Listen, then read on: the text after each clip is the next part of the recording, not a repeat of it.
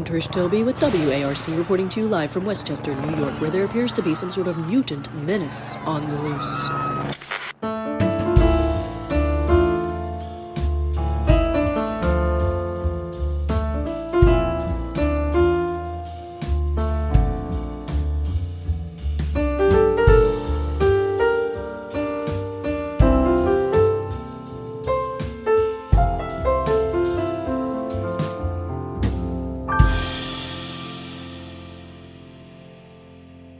Hey everybody, I'm Matt Allcamp. And I'm Pat Reber. And say it with us, Pete, as soon as I find the button. Welcome to Mutant Menace. I've got him down. I've got his pacing down. Pat, how are you doing? Matt, I'm pretty good. It's been a little while. I know. Well, not for the listeners. For the listeners, everything's been it's normal. Smooth as ass. But me and you haven't recorded one of these in at least 2 weeks. I know. We got to disclose that because otherwise he just seems stupid with the way you did that intro.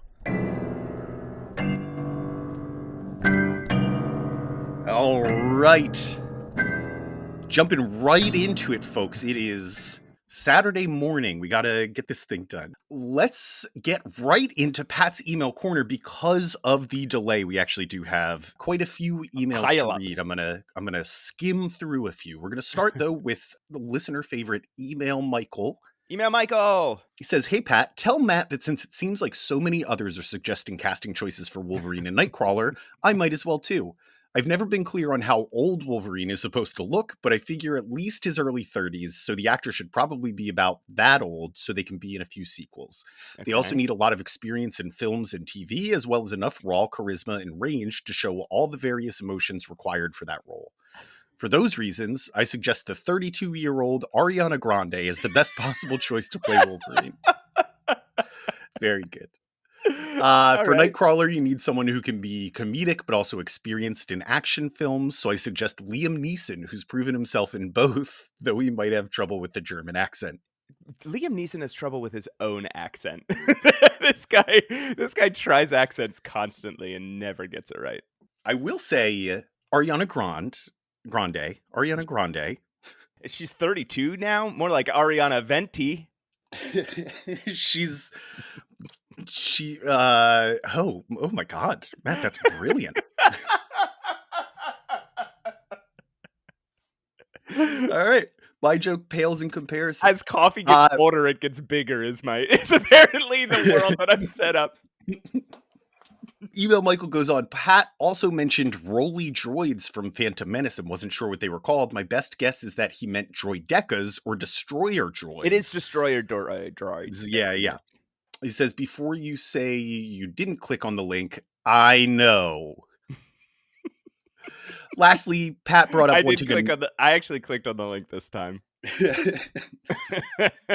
Do you have a virus now? All of a sudden, a Rolly droid rolls into my room. Caught you.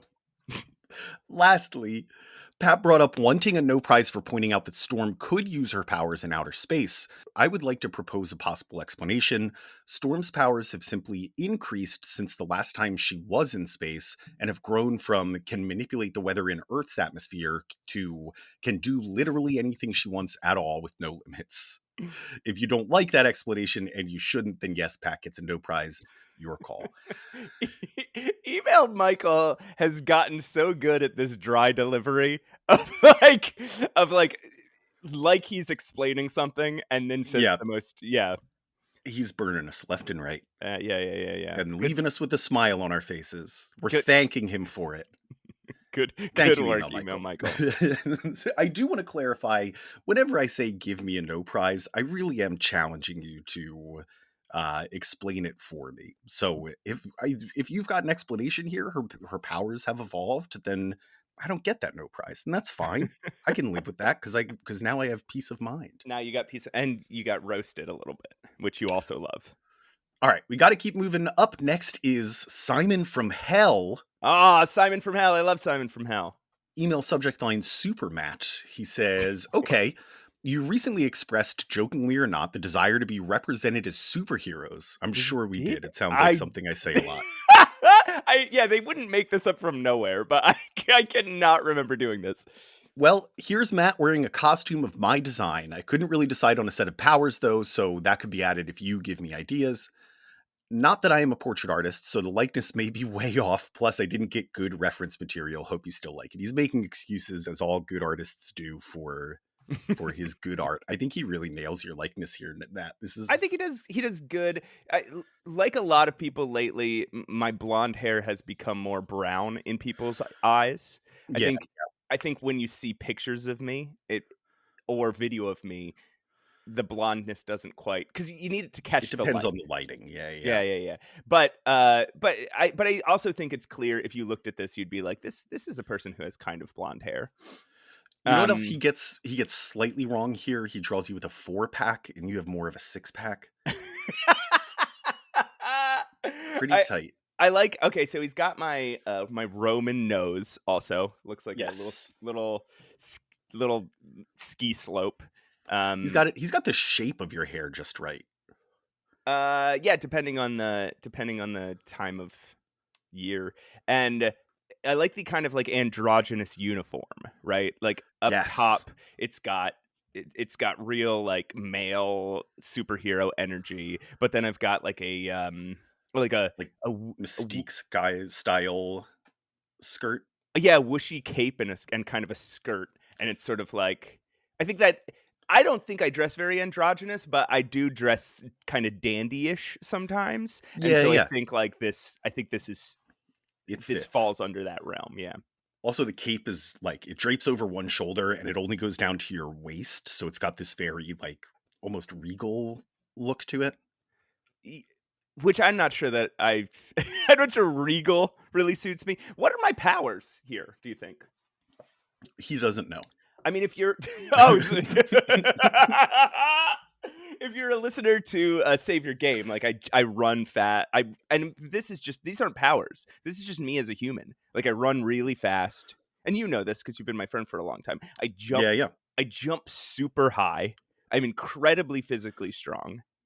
But those aren't superpowers. That's just me normally. So if I added superpowers, maybe like I'm like really good at math. Yes, you're great with spreadsheets, like unnaturally great at spreadsheets. Yeah, like so good at spreadsheets the villains stop doing crime. Yeah, you've accounted for it. There's no accounting for our robbing of this bank. Actually, foiled again. He caught us through formulas. He says, as for Mr. Shakespeare, if you're on our Discord, I go by Tom Shakespeare. He won't change it. I can't find any reference. Is there any floating around the internet that I could find to give Pat the same treatment? Well, you could watch. There are videos of us on our YouTube, so you can go to youtube.com/Mutant Menace Pod or something like that. Probably Mutant Menace Podcast. But I do want to say, Pushing Up Roses discovered she can change your name. She can change anybody's name as a moderator, and she almost changed you to Pat without your consent. No. And I was like, I was weighing between how mad you would be versus how funny it would be. It would probably take me a little while to discover, because I don't notice a lot of things. It is a D&D character, or not a similar tabletop role-playing game character name that I came up with. Was my first time on Discord, and it is the coolest name I've ever come up with, so I'm keeping it. Okay, we got to move on. Let's go to Ink Master. The Ink Master, who we haven't heard from in a little while, says, "Hey, Pat, tell Matt that to answer his question, you could throw someone in space, but you'd start floating in the opposite direction." Okay, all right. We talked about that, and where are you getting the force from, is my question. Ink, please let us know your credentials in this matter, too. Just like your...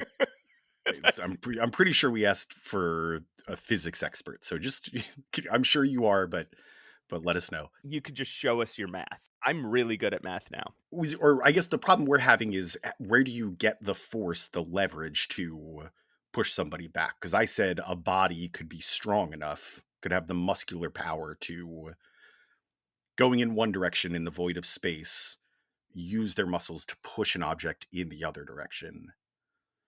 Right, but usually when you push something, you're sort of using the friction of like standing, right? Yeah, Like would as would leverage. would that affect your actual force as you were flying in direction A Right. enough to stop you from just flinging off into space? I guess would it be possible just to totally neutralize yourself, or where does that force come from? I This guess is is the well, right, because if it's you could push somebody and it would throw you the opposite direction, you're right. If you're flying off into space and you're holding something, you could throw it in the direction you're going and then you'd fly, then you'd neutralize yourself, you'd stop flying off into space. And I don't think that's true, right? So, and yeah, think yeah. about it, like if you try to push, like when your car gets stuck in the mud and you try to push it, uh, if you, like, you start pushing yourself backwards, which is proof that the friction of your feet on the ground has something to do with your ability to push. But it also, but I So guess that I think about it, if I jump up in the air, I can push something. I think we can put this under questions Like still unanswered. how sometimes you jump up in the air and you like push something onto a shelf, like that works. Yeah, you can place additional force on it, and you're just using the muscles of your body to do that So I against guess or well, that is the yeah, same as being in a vacuum of space, right? Like I'm not touching no, because anything. the atmosphere and gravity would change. I don't know exactly how it would change it. Ink continues. Thank you for trying to answer that one. We do get a better answer here, though. In regards to dinosaur coloration, which we must have been asking about, there have actually been some breakthroughs on that in recent years. It turns out that Yes. feathers and skin impressions that fossilized in certain conditions can actually have enough microscopic detail that scientists can analyze their melanin to see what colors they were. This gets a very soft I know. Because like We don't have enough samples to know what T-Rex's entire body was colored like. We do know that it had orange ridges over its eyebrows, and that the rest of it was most likely some shade of dark brown. I'm going to take his word for this, though. yeah, He says, I don't know if either of you will find this information particularly interesting, but as a massive dinosaur nerd, I think it's cool. I would say we both find it extremely interesting. I think we're still confused about it. Like that's why Yeah, it yeah. gets very soft, I know, because like I've known that scientists have been able to analyze things and determine the color of dinosaurs, but I still don't quite understand how that works. It doesn't make sense to me. It doesn't make sense how they would. All right, whatever. I believe you, Ink Master. I Yeah. don't Ink, any other listeners, know. if you are biologists, physicists, rocket scientists, let us know about any of this. We need experts. We got another one. Here's a new listener. His name was Dusk. Okay. Interesting. What is it now? He says, "Hi, Pat. Dusk here." Oh, it's still Dusk. Okay. Can you tell Matt I said hi? That's like I've been listening. the Mitch Hedberg bit. I used to do drugs. I still do, but I used to do them too. I've been listening for a while, and your last episode with Abby Denton was really good, but I did have a correction. I had to let you know that not everyone who lives in Philadelphia is a little baby man. I Okay. myself live in Philadelphia, and I'm a big adult man, and I hardly ever wet my pants. Okay. Well, we'll let Abby know. Yeah, every complaint that comes in, we have sent directly to Abby. So Yeah. Well, don't yeah. worry.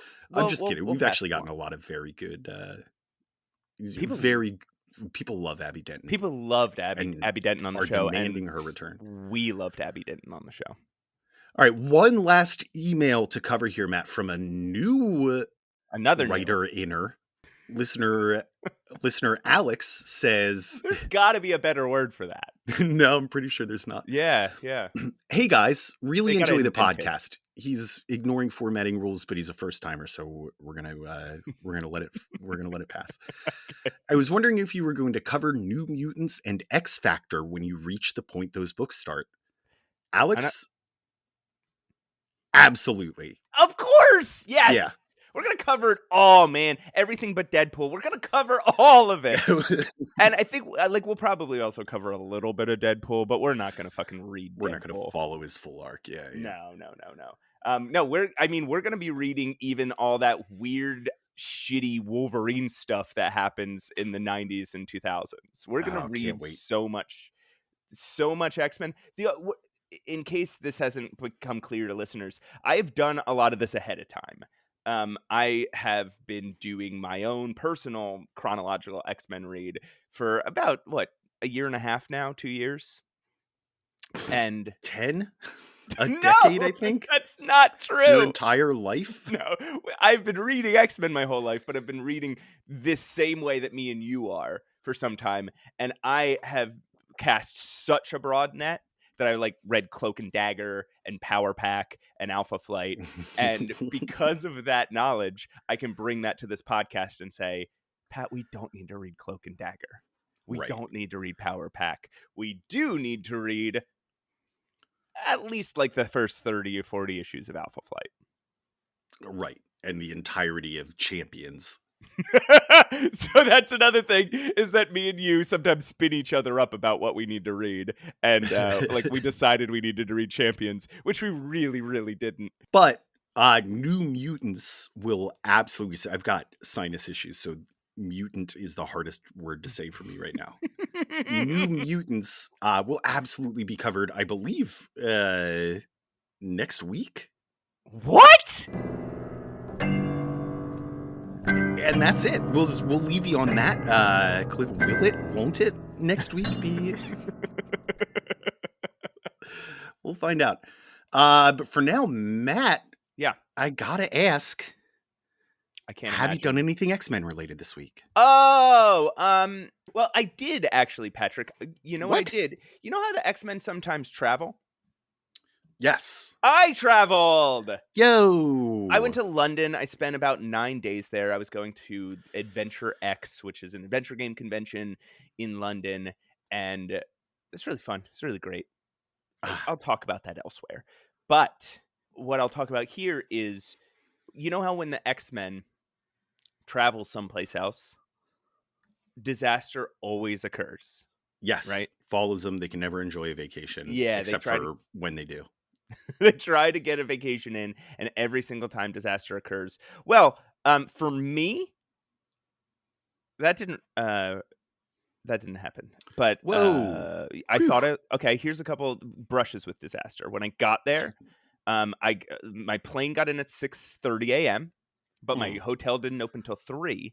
And it was very cold, and I was very tired, and I was trying to walk around and like enjoy London, but I got so sleepy, I went to a park and tried to sleep under a tree in the muddy ground. Did it work? No. They got beautiful parks. I rested, but it was so cold, man, and I was in the mud. I rested for a while, but I didn't fall asleep. Another thing, I thought I lost my credit card. Oh, no. So I set up, I finally set up my phone so that I can pay stuff with my phone. Yeah. And then I found my credit card, so it was fine. Oh. Where was it? Just for future reference. In my bag. It fell out of my wallet into my bag. Now I know where your credit card is. And then I've also had a sinus infection, so I did have to spend one day mostly in bed, like the X-Men. Some sort of almost like a virus infesting you and keeping you like living in me, like it wants to take me over. Yes, making you not quite yourself. How about you, Pat? Did you do anything X-Men related this week? I truly did, Matt. And this time I'm not even stretching. Long time ago, I think it was COVID.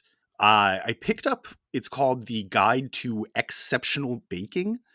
It is, I'm sure there was a lot of work that went into this. It is a book of baking recipes, all with an X-Men theme, with a ton of crazy X art into it. It's edited by Charlie Davis, so I believe that's who curated it. Layout and additional editing by Mikey Z. I believe you can still find this. Are you about to recap this? We can. What I made was Scott and Aurora's beginning of semester beer bread, which is a recipe by Jay Edidin of... Oh, of Jay and Miles Explain the X-Men, the podcast. Exactly. Yeah. Yeah. So a podcast that I guess we compete with, Matt. I love this plan. Sorry, that's me just taking a little dig. That's very good. They're fun. Yeah. Someone I absolutely This is why we can't have nice things. appreciate. Sorry, no, I'm just taking a little dig. I listened to so much of that podcast. Yeah. No, very good, very thoughtful guy. And a really good recipe if you like. I mean, beer no bread. one understands Scott Summers more than Jay Edidin. No one Yeah. in the Oh my world. God. Like literally. But yeah, that is, I That's think, awesome. as X-Men related living as you can get. I made it to compliment my wife's butternut squash soup, and it went very well. Huh. Speaking of butternut squash soup, Matt, Yeah. do you have anything to share with us this week after Thanksgiving about what the X-Men are up to? Huh. Well, I kind of thought you would lead the way into this one today, Patrick, because I kind of was hoping I'd sit back, put my hands behind my little head, maybe sip some butternut squash soup, and listen to you tell me about Uncanny X-Men number 161. All right, you had the better transition, Matt, so I will take it. Uncanny X-Men number 161, Gold Rush. Okay. Chris Claremont writer, Dave Cockrum penciler, and Bob Wyacek inker, Tom Orzechowski letterer, Glynis Ween colorist, Louise Jones editor, and Jim Schutte editor-in-chief. Release date June 8th, 1982. Cover date September 1982. Following up, finally, on the cliffhanger from issue 159, Professor Xavier has taken a turn for the worse. He lies comatose in a bed, his brain racked with images of the Brood and monstrous forms of himself and his friends. These are scary. These are legitimately scary images. They're very, well, some of them are weird. There's a image of, it took me a while to figure out who it was. It's Moira MacTaggert. Yes. And it's like a monster. It looks like a monster, like an angry man's face, but it's got bangs and like bell-shaped hair, and it looks exactly like a person that, Pat, you won't know this person, but an X-Men villain called Harpoon, and I was like, why is Harpoon here? No, it's Moira MacTaggert. Xavier, attended by the Starjammer Sikorsky, who talks like Yoda now. To be expected, it is. He's being looked over by Moira, Corsair, and the X-Men. When Moira explains what happened with Oracle, Scott storms away in a huff. Aurora follows him, prompting a lecture about the incident at the Pentagon. Yeah. Hold on. If Scott is just arriving now and just learning about Xavier now, where was he last issue? He was held up, Matt. It was like that was your explanation last time when I was like, okay, they ended last issue on a cliffhanger and then didn't follow it up. You said, well, actually, there's a line of dialogue where they say Scott went ahead. Yeah. But they're all arriving at the same time. There's a lot in this next arc that makes me think this. I think maybe the Illyana thing was a filler issue that they didn't know where it was going to fall. Yeah, an idea that they had that they were like, okay, we got to get this in somewhere, maybe even saving it for when they were running behind deadline. Exactly. And we know Cockrum runs behind deadline fairly frequently. Yeah. Especially when he's doing these big space operas. We're about to get to some really complex art for sure. Right. So I think they had to quick edit it and be like, all right, because there's all this like stuff jammed in about Illyana. Like, well, Colossus in the other panel is still really upset about Illyana, and we'll have to deal with that sometime. But right now, we're focused on other things. Yeah, we get some interludes later just to break up the action where we check up on her, and she's doing fine. Yeah, and that's not even for like 2 or 3 issues from now. Yeah.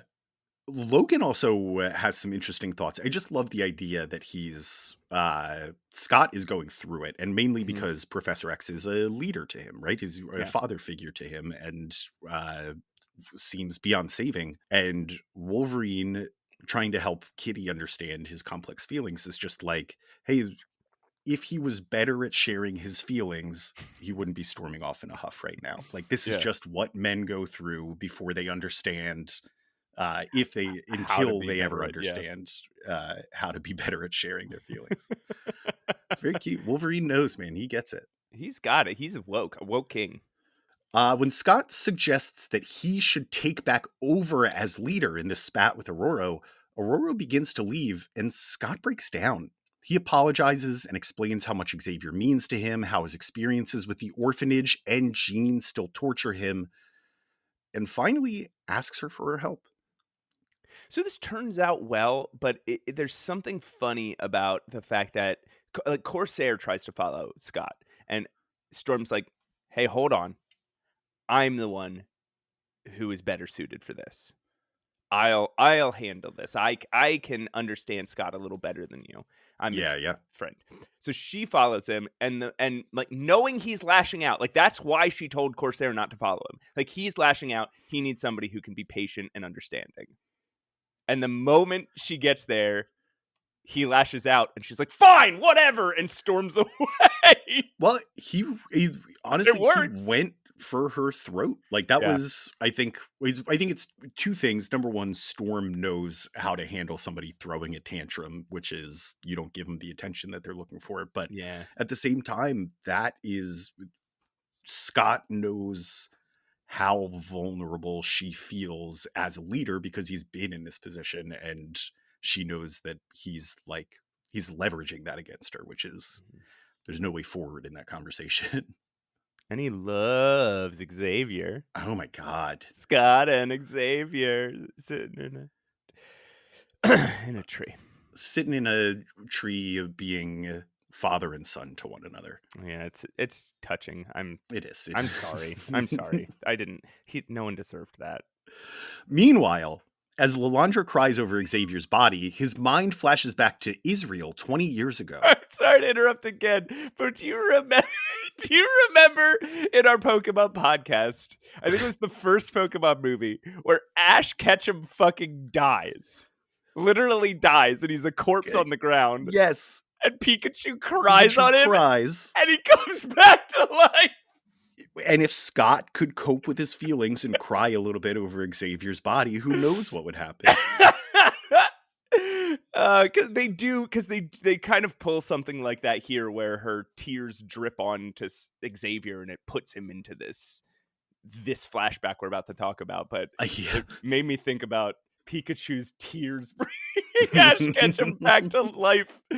Oh boy.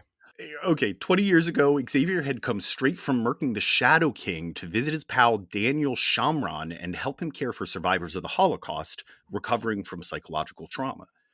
Upon arrival at the hospital, he's introduced to a volunteer named Magnus, a survivor. Why'd you say it like that? Why'd you say it like that? Because it sounds familiar somehow. Magnus. No, I've never met somebody named Magnus. A survivor of Auschwitz with a head of white hair and whose mind, Xavier quickly discovers, is closed to him. Why are you looking? Yeah, why are you looking at me like that? Because this all sounds so familiar, No, Matt. it's just a guy. What are you talking about? I've never met Xavier, this guy before. Xavier wonders if the man is a mutant, but is quickly shuffled away. Daniel brings Xavier to a catatonic survivor of Dachau named Gabrielle Haller, hoping his expertise can help her.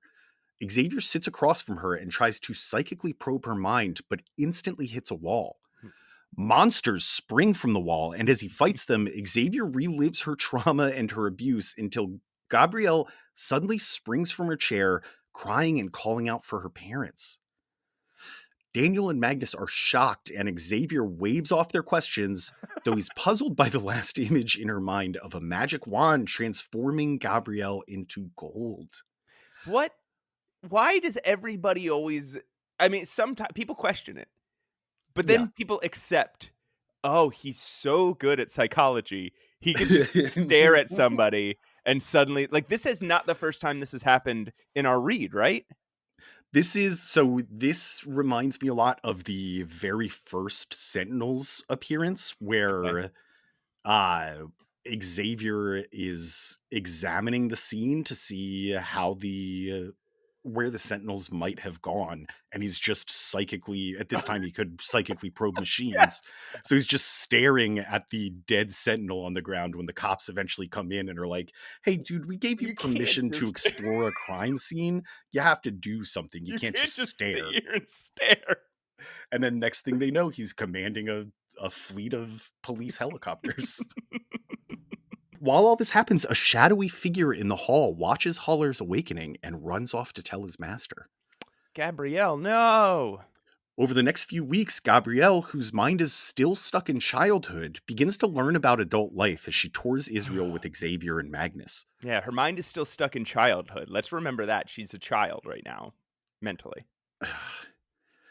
The boys discuss evolution and mutants, but find they disagree on the future of the species. Magnus believes that humanity presents such a threat to mutants that if they exist, wink, they will have to seize power to protect themselves. Why do you keep doing that? This I all don't sounds know. so familiar. I don't know this guy. Where have I heard this before? Then Xavier kisses Gabrielle. Oh, Jesus Christ.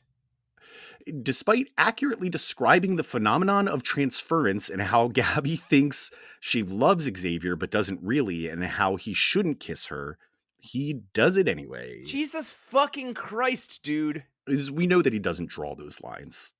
Yeah, we've seen him be incredibly unethical so many times, but like still, fucking Christ.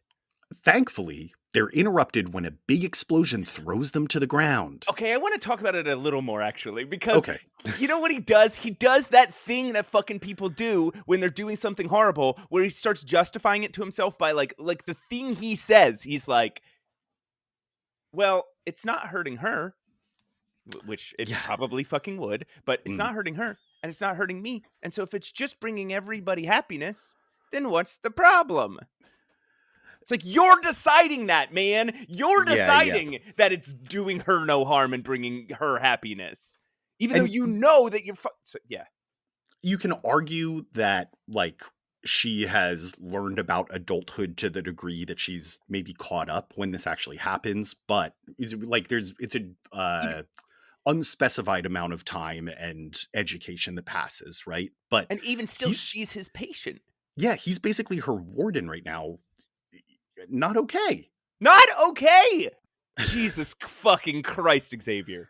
So again, they are interrupted, thank God, by a big explosion, and what any Marvel fan would recognize as Hydra soldiers rush in, attacking the hospital and abducting Gabrielle Haller. A bullet hits Xavier in the head, but of course, only grazes his skull. Dude, this is what, the third time, right? Third time, across, I think, 4 episodes. 4 episodes? Yeah, okay. So, but like that's 5 issues of the X-Men. Yeah. So it's 3 times in a year of X-Men. That Chris Claremont wrote a bullet grazing somebody's skull. At shoulder height, too. It's not like they're shooting from angles. The transport ship with Gabby escapes, but just as Xavier awakes, he sees the second ship burst apart magically, the shrapnel tearing the soldiers to shreds. This is wild. Magnus rushes to his side, and Xavier confronts him about the use of what seems like magnetic powers? What? This just seems so familiar, Matt. I don't know what you mean. So, okay. Matt, he controls metal. Okay. The white hair, a lot of people have white hair. The thoughts on eliminating Homo sapiens, putting a lot of Homo superiors in control. I guess it describes a lot of people. It's just there's just a ring to it. You know? I don't know. Xavier confronts him. Did he have to kill those men?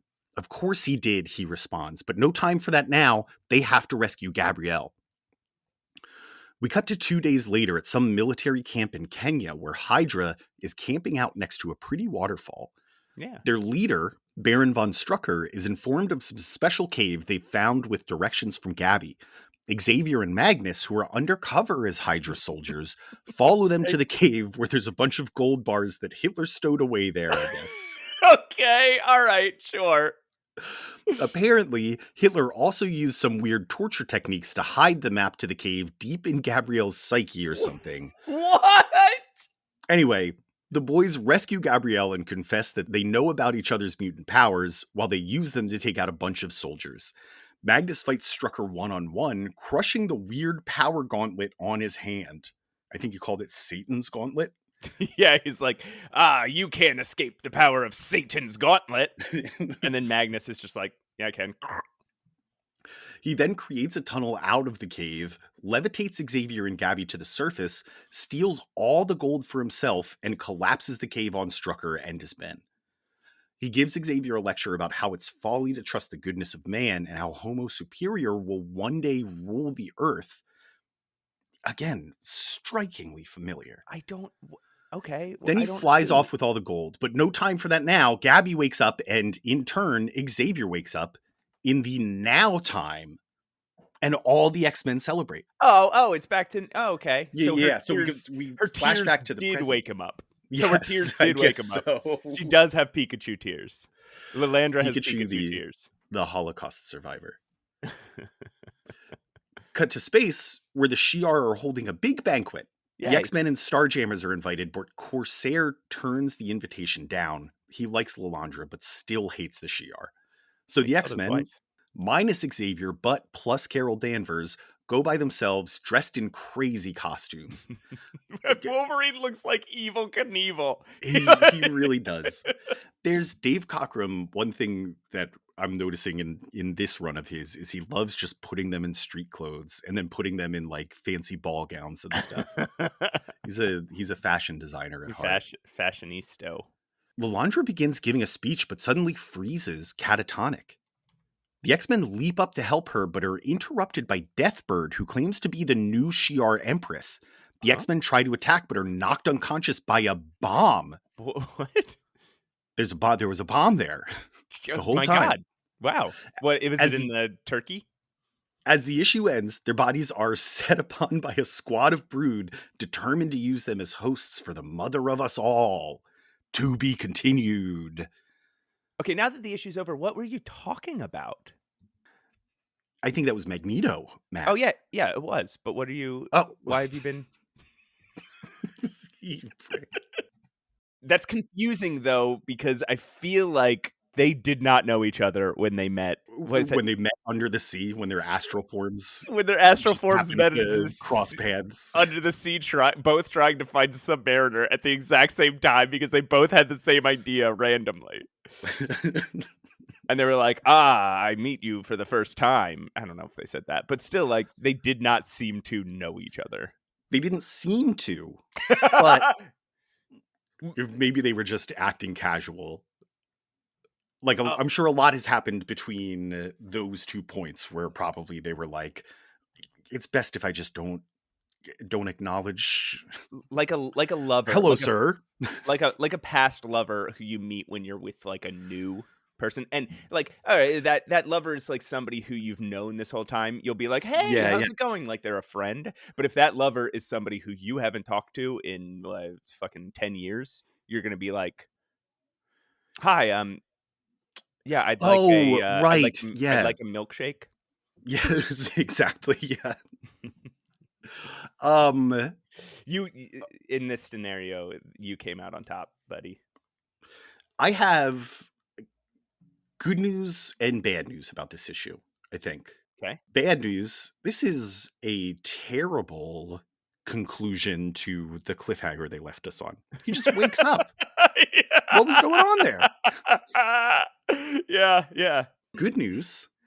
We actually get a really simple philosophy for Magneto here. I think it really kind of like it accounts for what he's done in the past. Like it doesn't make excuses for some of the crimes he's committed, but it is very much based in like his experience with humans is the Holocaust.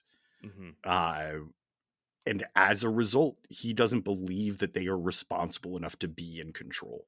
And that's where everything is born from. Like, even when he's sort of an innocent, white-haired 20-year-old or whatever he was here, he's uh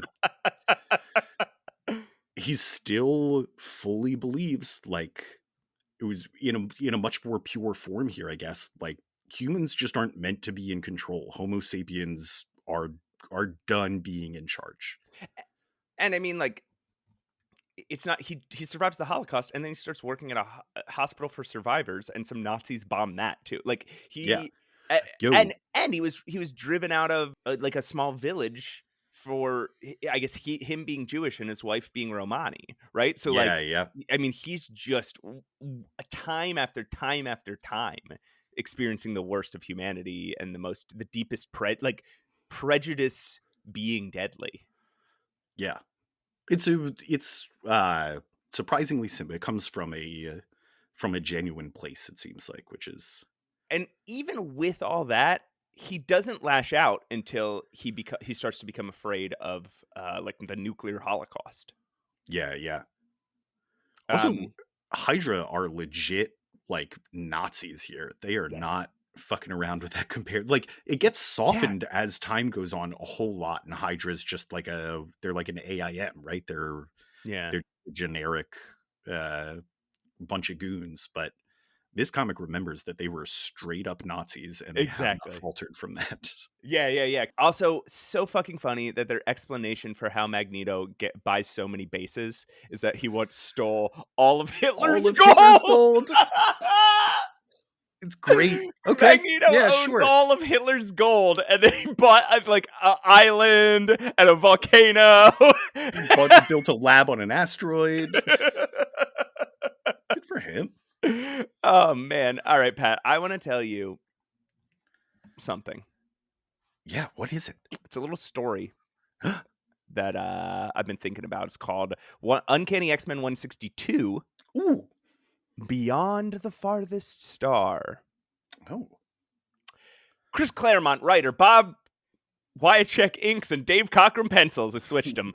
Glynis Ween colorist, Tom Morsakowski letterer, Louise Jones editor, and Jobby Gabstier's editor-in-chief. Release date, July 6th, 1982. Cover date, October 1982. Wolverine is shirtless, Of course.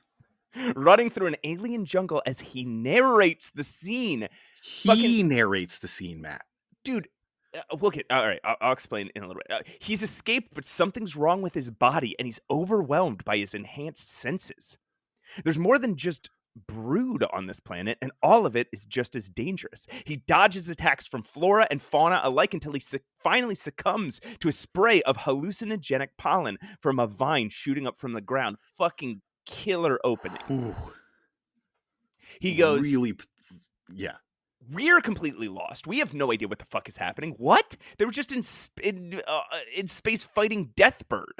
Yeah. What the fuck's he doing on this alien jungle without his shirt? By himself. He's still in he's in a torn Evel Knievel costume. Yeah, he's got his gloves and his boots on still. He says, I'm a long way from home, and I think I'm dying. Good fucking line. The opening line, yeah, yeah. This might be the first issue narrated by a character in the series. Is that true? I think so. It's not the first like one character POV issue that we've gotten, but Right. It is the first that they replace the actual narrator, I'm pretty sure.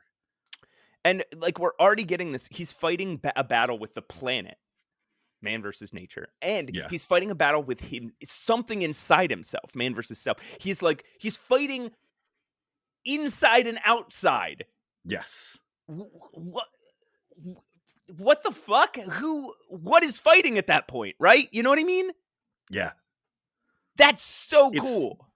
It's such a it's so literal and figurative at the same time. I know. It's right. like it's representing the wider circumstances. It's so like it's stupid simple, stupid good. And we often don't talk about the covers, but this cover is amazing too. It's just like Wolverine in like agony on the ground screaming, and a brood sort of surrounding him. Yeah. It's saying get ready for a Wolverine issue. But it's not going to be a pleasant one. Okay, this is where I think why I just said the word pleasant, because I just saw it in your recap and it formed into my brain like a brood. He dreams pleasantly at first. He and Mariko ride horses through the mountains of Japan. But they're interrupted by a swarm of brood warriors flying in from above and zapping Mariko into oblivion. It's really it's bugs with guns is what it looks like. A bunch of flying wasps with guns in their hands. It's terrifying. Wolverine shoots awake, still in the jungle, but now pursued by the brood warriors from his dreams. He slips under some cover and then starts doing what he does best.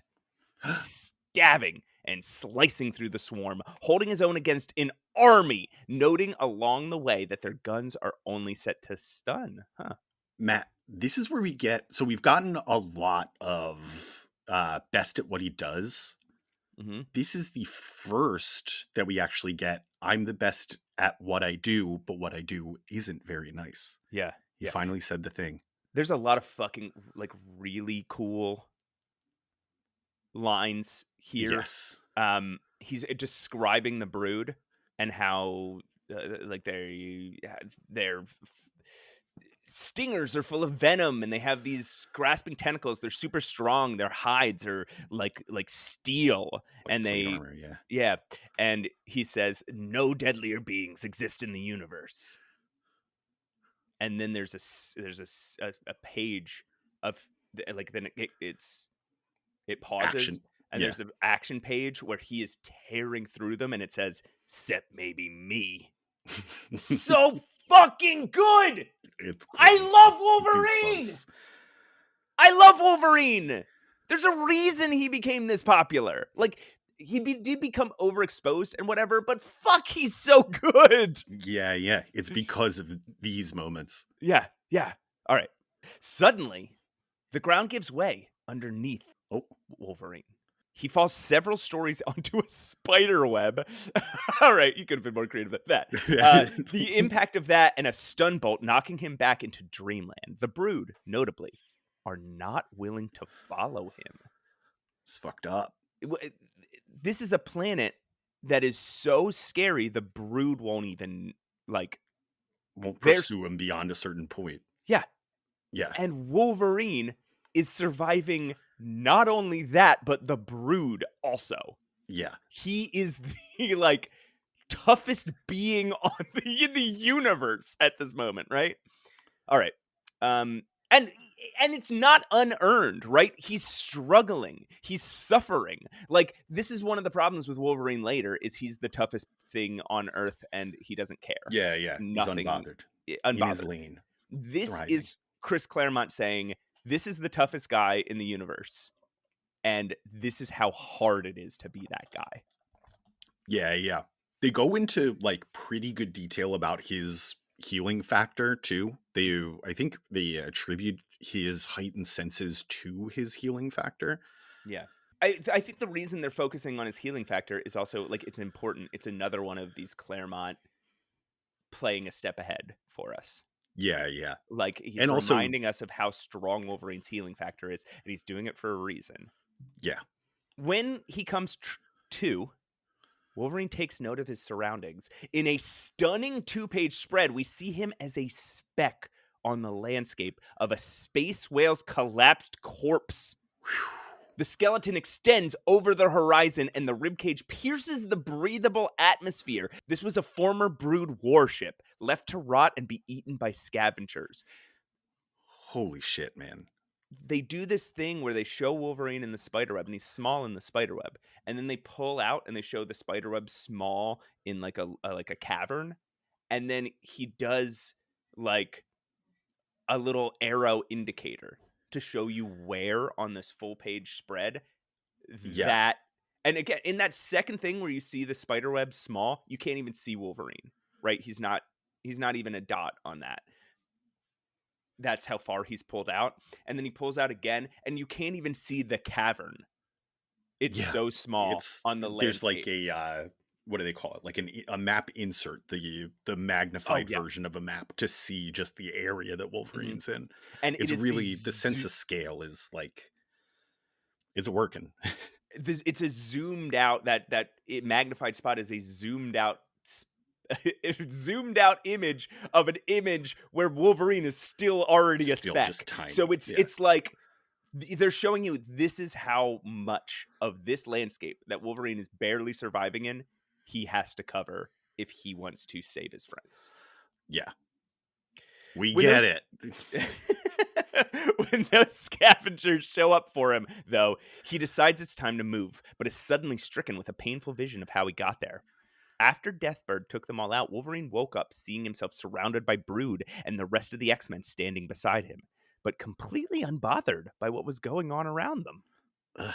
Suddenly, contrary to his senses, what he thought was the Brood soldiers are actually the Shi'ar, and they're in the middle of a celebration for their victory over Deathbird from whatever, like a dozen issues ago or whatever.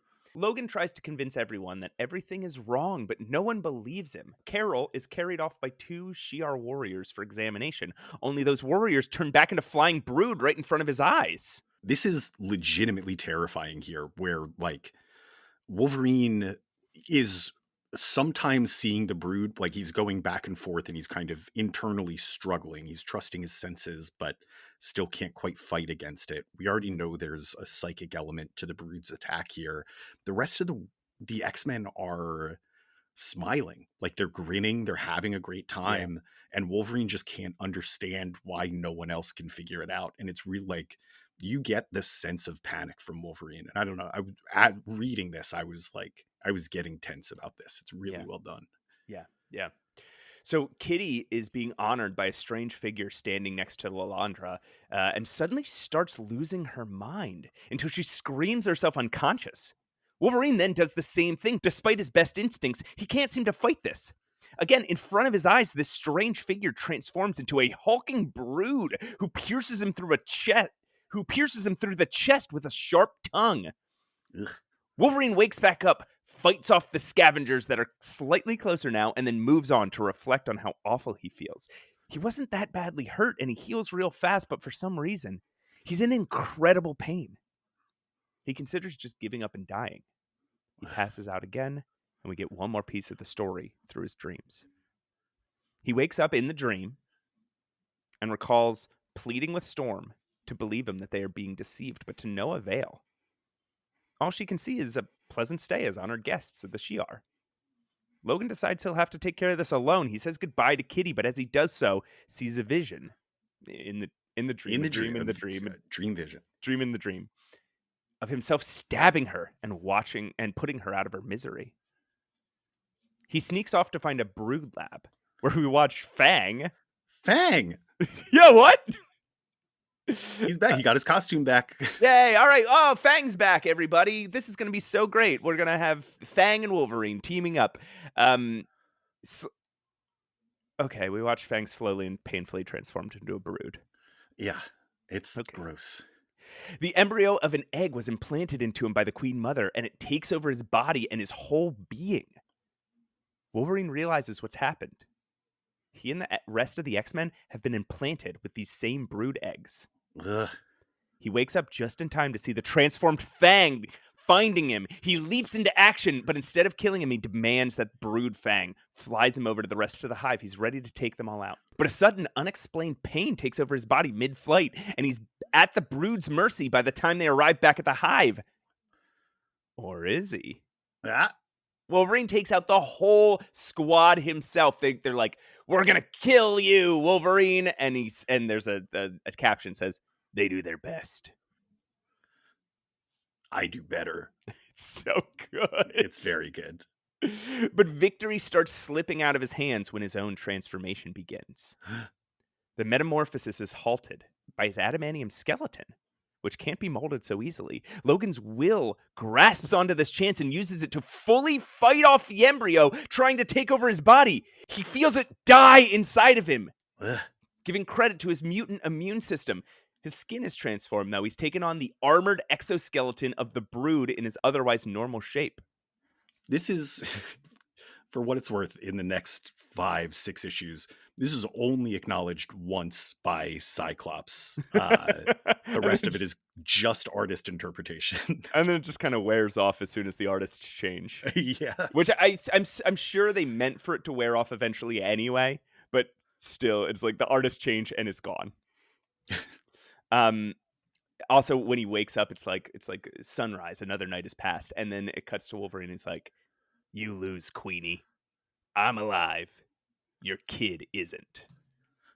Fucking so good! Logan knows what he has to do. If everyone's destined for this transformation, he'll put them out of their misery. I'll kill them all, my friends. Then it'll be the Sleazoid's turn. Dude, he's gonna take on the entire species himself? I know. There's some maybe discussion to be had about destroying an entire species that actually gets had over the next few issues. Have it. Yeah, they have that discussion, but yeah, it's at first glance it's like, oh shit, he's gonna do some damage. The pacing in this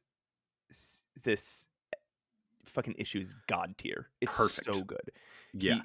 Every moment that you are gripped with suspense, Claremont cuts away to something else, and when he cuts away, it gives you information that you are thirsty for. He doesn't reveal what's going on. You're confused for literally half the issue. He takes half the issue till he's like, all right, here's what happened.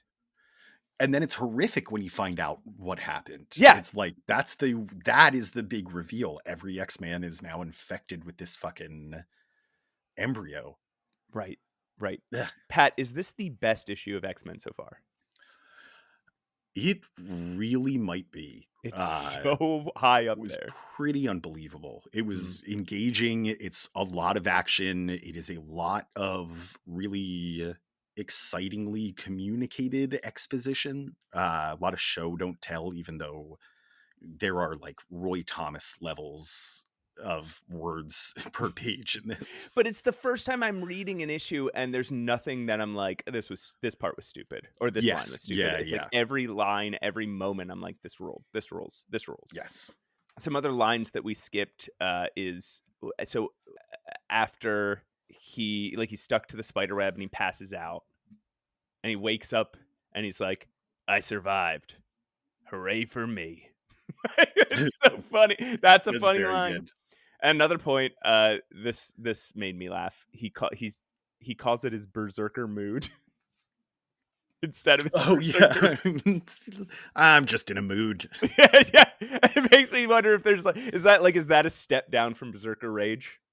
It goes I think probably this is just my interpretation. It goes Berserker mood, the Berserker blues. He's one step up, and then you could have a Berserker temper tantrum, and then it goes to Berserker Rage. And then you hit Berserker can't even. I'm having my Berserker can't even right now. I'm in a whole Berserker phase right now. I'm in my Berserker era. It's giving Berserker. All right, Matt. Yeah. Wolverine's ready to kill everybody. His friends, his foes. And he's covered in armor. He's covered in armor. He's already got an adamantium skeleton, but he's also now, he looks like steel skin. He looks like the Thing. Let's get to Uncanny X-Men number 163. We better. Rescue Mission. Also another cool cover. It's got Kitty hiding in the corner, just torn to shreds, and a Brood coming down on her. Yeah. Chris Claremont, scripter, Dave Cockrum and Bob Wyacek, artists, Joe Rosen, letterer, Bob Sharon, colorist, Louise Jones, editor, and Jim Stupid, editor-in-chief. Release date, August 10th, 1982. Cover date, November 1982. The issue opens on Carol Danvers, nude, spread out on a rack, screaming, being pummeled by two laser beams. Her entire body lit up in warm orange light. I don't remember writing nude. She is. You're right, This she is is. 2 out of 3 issues in this series that have started with somebody mostly nude.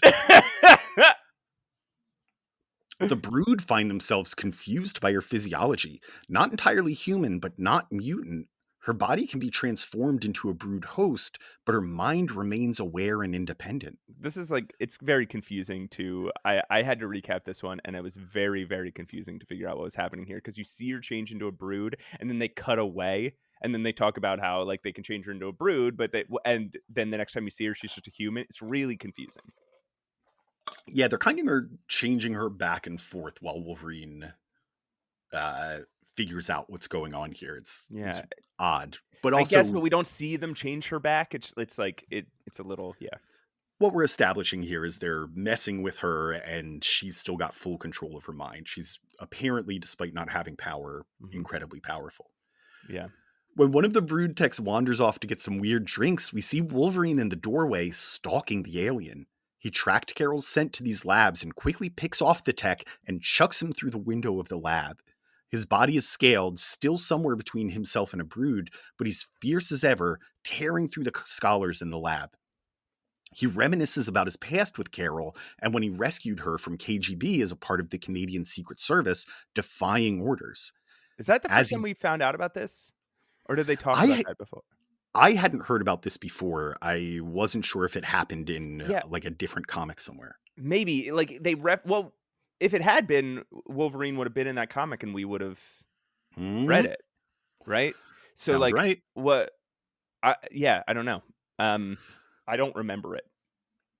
Well, as he reflects on this, he trashes the device that's morphing her body, and she falls to the ground, back to normal. Except that her scent is no longer human, and just for a moment, her eyes are replaced by a sea of stars.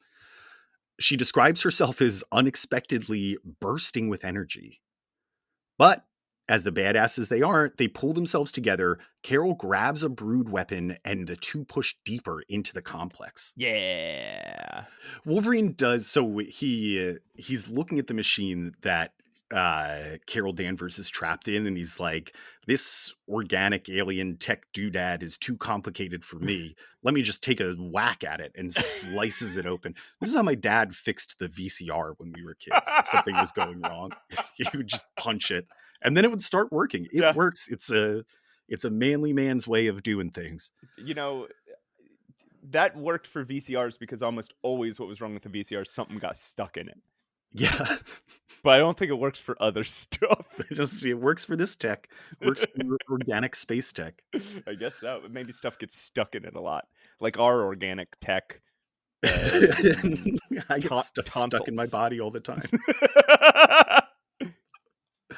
Meanwhile, Lorna Dane and Moira MacTaggert are in Westchester, New York, overseeing the rebuilding of the Xavier Mansion. They finally acknowledge that the mansion was destroyed. Yeah. Corsair and Havoc teleport in to tell her about the X-Men and Lilandra's kidnapping. Havoc throws a little temper tantrum, and we find out that Corsair has magic gloves that summon guns from midair. What the fuck? But really, this scene is just to let us know that Xavier is taking the abduction of the X-Men really hard, and that Corsair is headed to rescue Scott. Yeah. I think we'll talk about this probably next issue, but I think Claremont had expected the X-Men were going to abandon the mansion and live on that island. And then for a very specific reason, he had to have the mansion come back. And so really jammed it into this issue. Like, oh, they're rebuilding it and they're almost done. It's going to be okay. Yeah. Speaking of Scott, which we were before you interrupted. Yeah. He's running around in some jagged-edged panels fighting Brood on the weird alien planet from last issue. They're playing around with some panel formatting. It doesn't always work, but yeah, I mean, at least they're trying. Jagged panels gives us a good, like, when we find out what's happening, it's not a surprise because of the jagged panels. Yeah. When the X-Men arrive, assumedly to help him, they all morph into Brood, and he has to take them out with a massive 5-directional optic blast. Guys, why'd you do that to me? Why'd you make me split my optic beams into 5 blasts so they can each hit you at the same time? I And why hate don't I doing do that all the time to that. everybody? He catches a look at his reflection in a floating mirror, though, and Huh? sees himself as a brood who informs him that he's been implanted with an egg and he will eventually turn. While the brood X-Men close Weird. in on him, two giant green hands lift him into the sky and bring him What? face to face with a giant green Professor X, Huh? which is, in my experience, not a good sign when Yeah. Professor X turns green. Yeah, Green Professor X, we know this.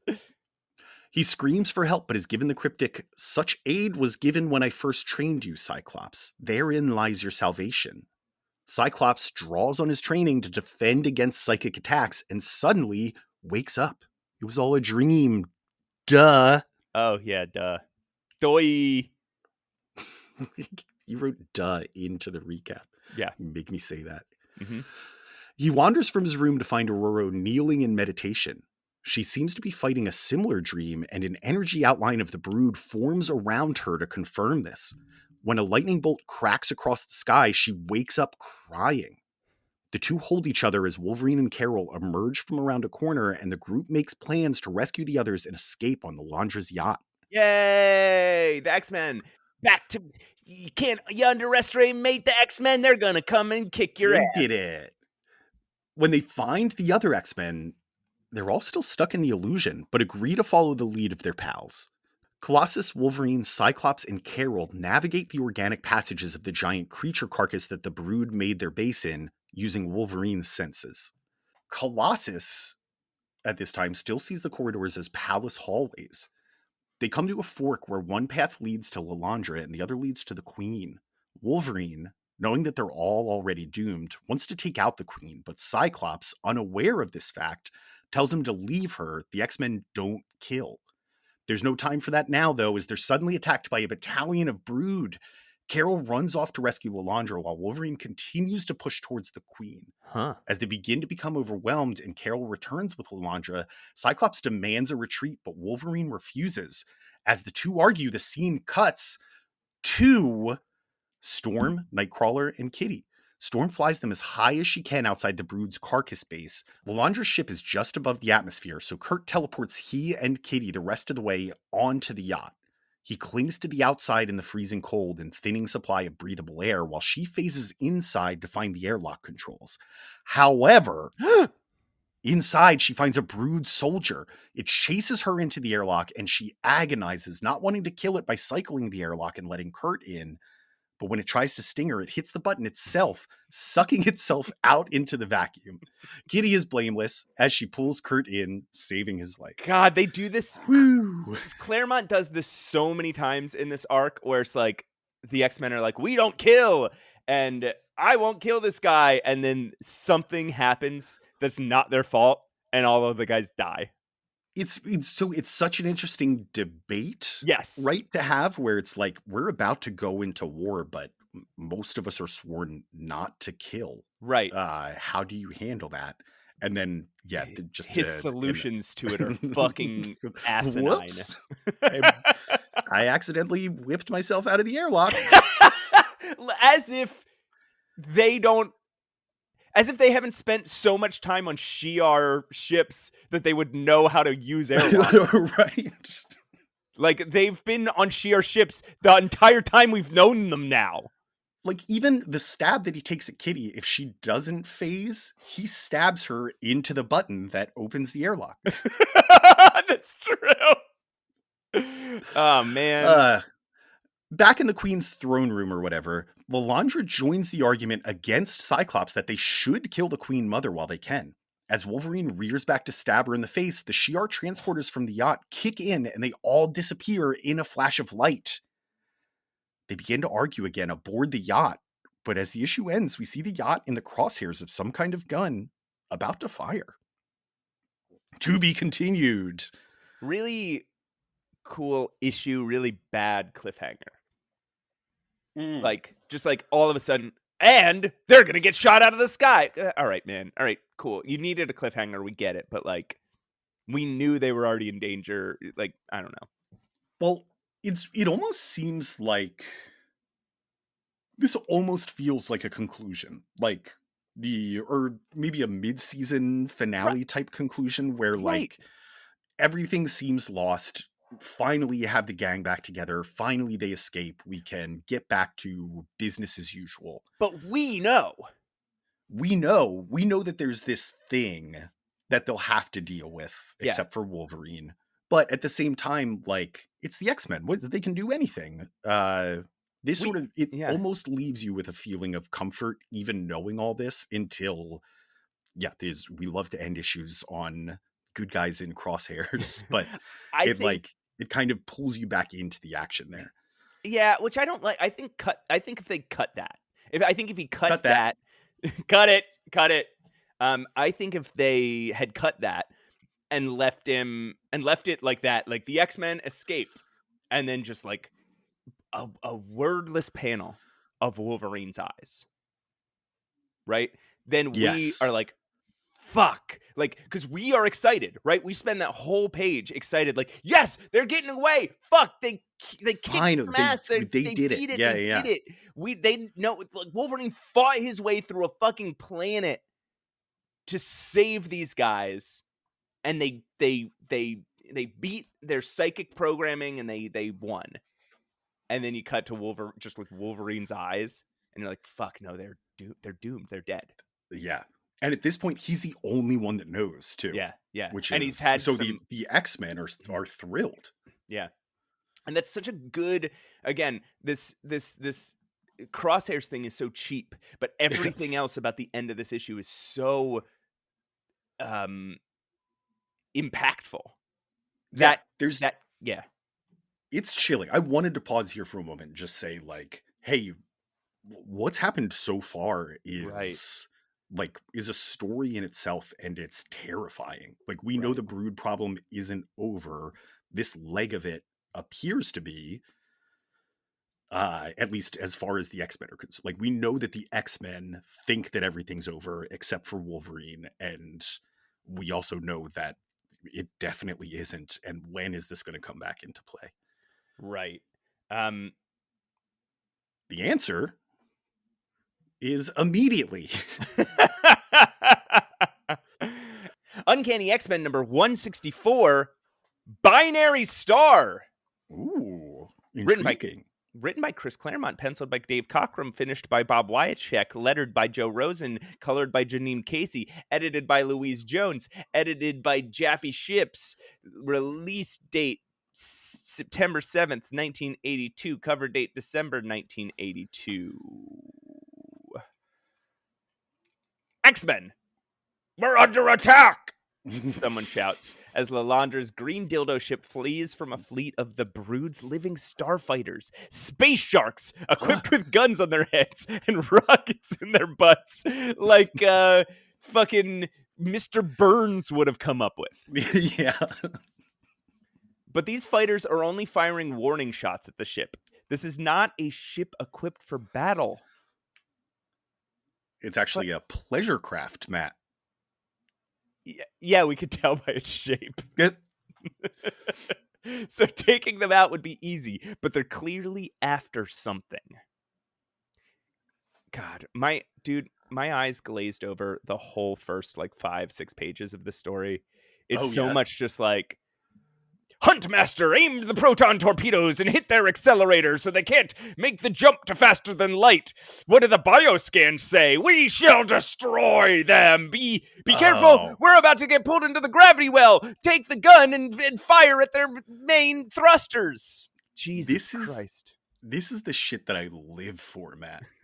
Chris Claremont had it seems it's very babbly. It's very a lot of just dumb, a combination of techno babble and alien words for things, but and some Air Force shit. It all makes sense. It all comes together. It's what they have to do is get out of the gravity well of the planet they're on before they can engage their warp drive. It would be dangerous. It would be foolish to do otherwise. We all know that because of all the warp drives that we use on our daily lives. Look, we've all seen a warp drive. We all know how it works. You need to escape the well of the planet's gravity. I don't understand why you would. In the small weapons section of the ship, Logan, Carol, and Peter start manning guns. Carol and Logan are taking some joy in the experience, likening it to a video game. but Peter struggles with the idea of killing. The Brood are evil, but there must be a way other than all-out war. Scott and Aurora, sorry. Colossus is very much going through the same thing I go through when I try to play video games, which is like everything's moving so quickly. I'm not sure I want to kill this person. I'm trying to be kind. Yeah. Scott and Aurora struggle with the same issues as they fire their blasts and bolts from the ship, doing everything they can not to harm the living organisms themselves. Storm's inexplicably unable to control her powers, though. And a lightning bolt blasts the life out of one of the living ships. She's devastated, unable to continue fighting. Again, I killed everybody and saved us, but it wasn't my fault. Jesus Christ, Chris. Also, she mentions the solar wind again. She does. She says she can feel the caress of the solar wind. But she's too far from the sun, so she can't use it. It's Claremont just desperately trying to lock down some logic for Storm's powers. Yeah. And he's like, okay, that one time I made her use solar wind, but that other time I wouldn't let her use powers because she wasn't near the Earth. So maybe she needs to be near a sun, and that's how she can control the solar winds. It's star powered.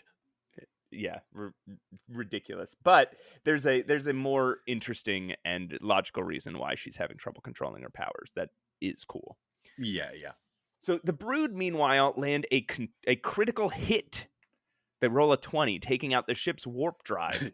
Brave as hell and against a few objections, Kitty phases into the bug suit and volunteers to go out and fix it her damn self. Oh, it's so cool. It's good. With Kitty in the bug suit is currently my favorite Kitty outfit. That Shi'ar bug spacesuit that they build, that they use all the time. Yeah, exactly. Yeah, the one that before we knew what the Shi'ar were, and it was just nightmares that Professor X was having about a bug person coming after him. It's cool because she's like, Cyclops is like, you're not the one we're going to put in danger here because you're just a kid. And she's like, I'm the only one who's like not going to be in danger. Yes. I'm the only one who should be doing this. And she's right. Like this is, it brings into focus how clever Chris Claremont was. I don't know if this was thought through or this was just a happy accident to make the child's power the power to not be harmed by anything. Yes. Yeah. It's like a really clever idea. Like, again, I don't know if it was a happy accident or not, but it's a very clever thing that keeps coming up.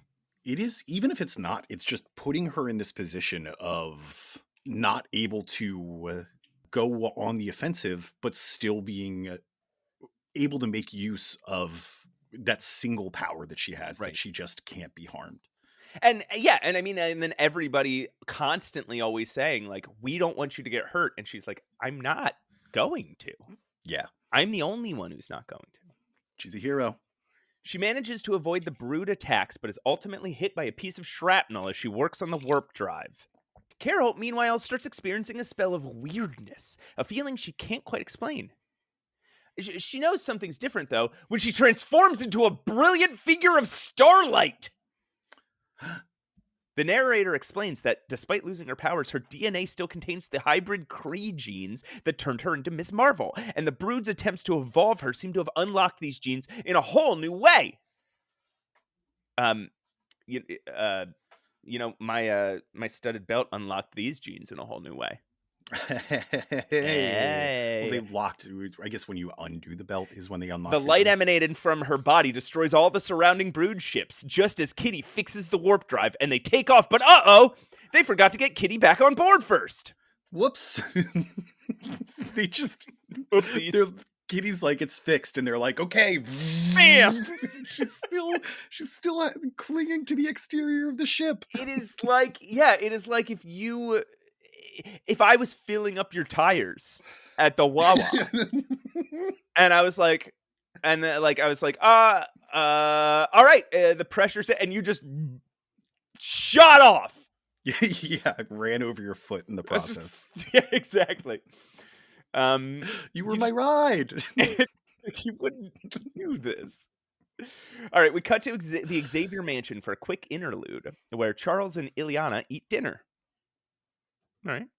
He's racked Yeah. with guilt about the loss of Lilandra and the X-Men, but also perplexed by his inability to read Illyana's mind. She's got psychic screens up, no doubt placed there by Belasco. He's got no time for that now, though, as he wants to be left alone. That's all he wants. Fucking Illyana's like, hey, how come sometimes when you talk to me, it's in my head, and sometimes it's out loud? And he's like, oh, that's my psychic powers. And she's like, what?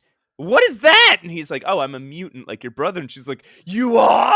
Like, You haven't had this conversation? there's no way you didn't know. And one of the guys you hang out with is blue and has a tail. Like, you know these people are mutants, right? She's like, am I a mutant? I can do weird things. And it like closes in on her eyes. Yeah, It's actually a cool I'm bit sure of that'll come back. foreshadowing. Yeah, it is. Yeah.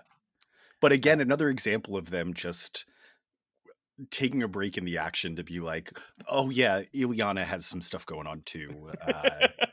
And also we are really soon going to have to introduce some very big stuff to the X-Men because of an editorial mandate. So let me just remind you, there's a mansion and Xavier's there, and they're like, actually he teaches kids. He also teaches Illyana English in one big info dump in her brain. Is that, I'm not talking about, is that ethical? He does it while she sleeps without her knowing. Well, she just wakes up one morning is like, oh, I'm speaking in English now. Well, sort of. She says it's like while he's putting her to sleep, he like kisses her on the forehead, and that's when he does it. Yeah. And I'm not talking about his own personal code of ethics, but like in the psychic code of ethics, is it okay to just start putting knowledge in people's brains? Teaching people stuff. Man, it's so hard to think of why it wouldn't be, right? Like it's non-consensual, but it's just teaching somebody something. Yeah, but then does it become okay if somebody if we were doing this podcast and you had information wrong, and instead of editing it out, somebody just put the right information in your brain? Yeah, right. Or like I suddenly educate, like I know you're afraid of spiders, and I'm like, I'm gonna help, and I educate you all about arachnids, and then you are twice as afraid of spiders because you know how many are around. Yeah. Also, it seems like he did this just because he was tired of hearing people speak in Russian. He's like, I don't know this language. Back to space as we find Kitty, hurt but conscious, with Carol's new angelic form standing over her. Everyone's okay, but Kitty needs some time to recover and now seems to be suffering more from a flu-like virus than anything else. Yeah. Huh. Carol uses her new abilities to power up the repaired warp drive and starts reflecting on her next step. She has an open invite to join the X-Men, which, again, they don't seem to know what a mutant is. Now that you're a mutant. You're a mutant now. Well, no, she's not. She already had powers. She's more like a Spider-Man or something. But with this level of power, shouldn't she be out battling more universal threats? Carol Danvers was her Earth name. Now she announces she's binary, but she doesn't say it like that. She's just like, the X-Men would have been great for Carol Danvers, but not for binary. I think it would have been so funny to see the rest of that scene, right? Colossus like, what? Who? Binary's. Sorry, it's my. That's my new name. Me. I'm. But you're Carol. Yeah, no, I'm you're right. I'm still Carol, but like I'm also binary. Sorry, I should have before I yelled that. I should have like explained. Are you still Ms. Marvel? No, I'm binary. Yeah, no, I'm binary. I stopped being Miss Marvel a while. Oh. Yeah. I mean, so do you like it, or do you like my? Yeah. It's good. I don't understand. I don't know where it comes from, but once this is all over, maybe you can explain. Yeah, I will. And you're sure you like it because you had a weird reaction. I just didn't know you were talking about yourself. I Oh, was okay. trying to So figure out who binary was. It wasn't. Back on the deck, Cyclops confronts Wolverine. He's been cagey about something ever since they escaped the Brood planet, and it's time to come clean. Logan, having a hard time facing the reality that he's going to have to kill his friends, remains cagey and storms off. He's kind of being a baby a little bit. It is, but there's I also there's a reason to be a baby, but he's being a baby. He's like communicating like a baby. I think they do he is communicating like a baby. He needs to learn to share his feelings. But the weight of it and the way that Wolverine carries that, I think, is illustrated really well here. Just the way that, like, if he tells them, there's no way to tell them without telling them, like, so I probably have to kill all of you. Yeah. Yeah. And like we've talked about this just last episode. That's his burden, right? That's what he expects to take on. That's his cross to bear or whatever. But he doesn't like how do it. you? Yeah. How do you have that conversation with? It seems like some of the closest family he's ever had. Right. He's like. I don't think it's this episode or this issue, but shortly he's gonna call them friends. Like he's gonna actually use the word. Like these are my friends. Yeah, which is very rare. Yeah. So in the shuttle bay, Storm argues with herself internally. Something inside her is wrong. She tries to identify the issue when she's stricken with an inexplicable pain. Again. As it keeps happening with one of them, when one of them is in distress, the other one just immediately shows up. Cyclops is there. And Cyclops rushes in to help, and she breaks down. She's been in space too long, missing the earth and life and being surrounded by only metal and plastic. Something has changed, and it seems to be changing in all of them. Kitty's miraculous recovery from mortal wounds, herself falling ill. Storm doesn't get sick. I know, she says it again, 2 episodes in a row. I've never been ill a day in my life. And this strange feeling that something's inhabiting her body, that must be it. In some strange way, she's carrying a child.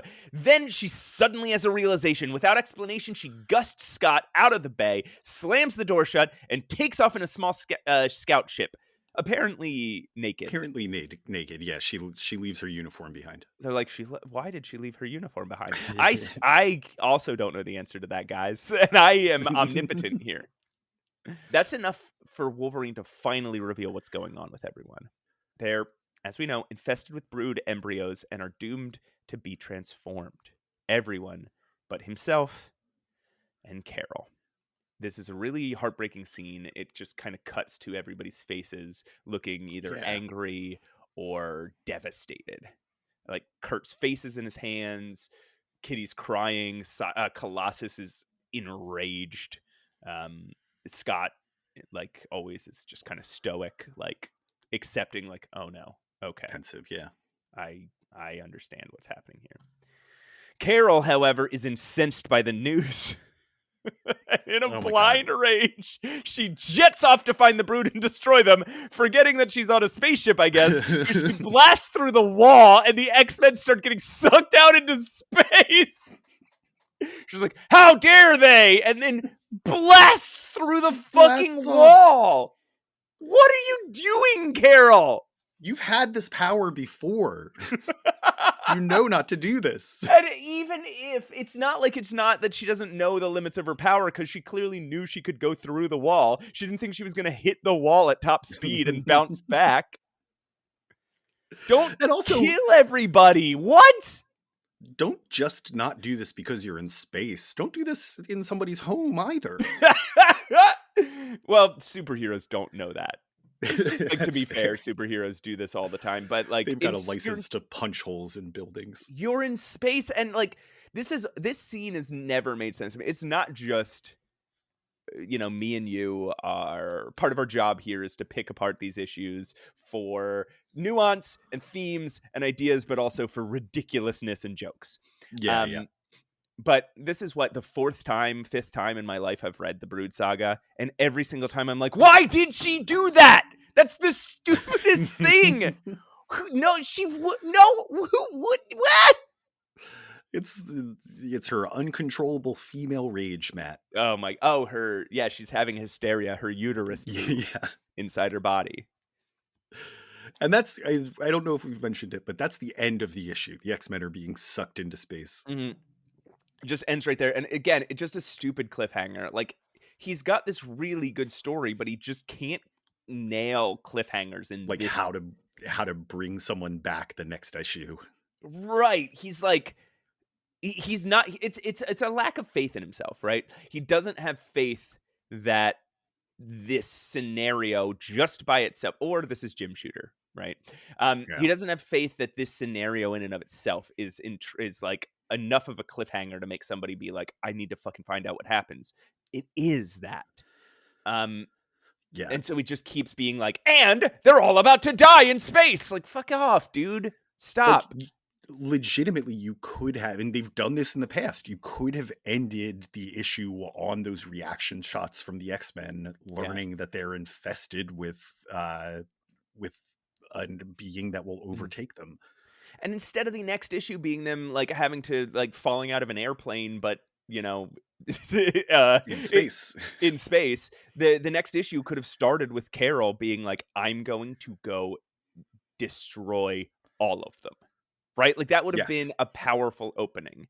And instead they have to like wait to do that because they and eventually we'll find out they have to create a double size issue to fit the rest of the story in. All right, Pat. Wait, do they get sucked out into space and die? What?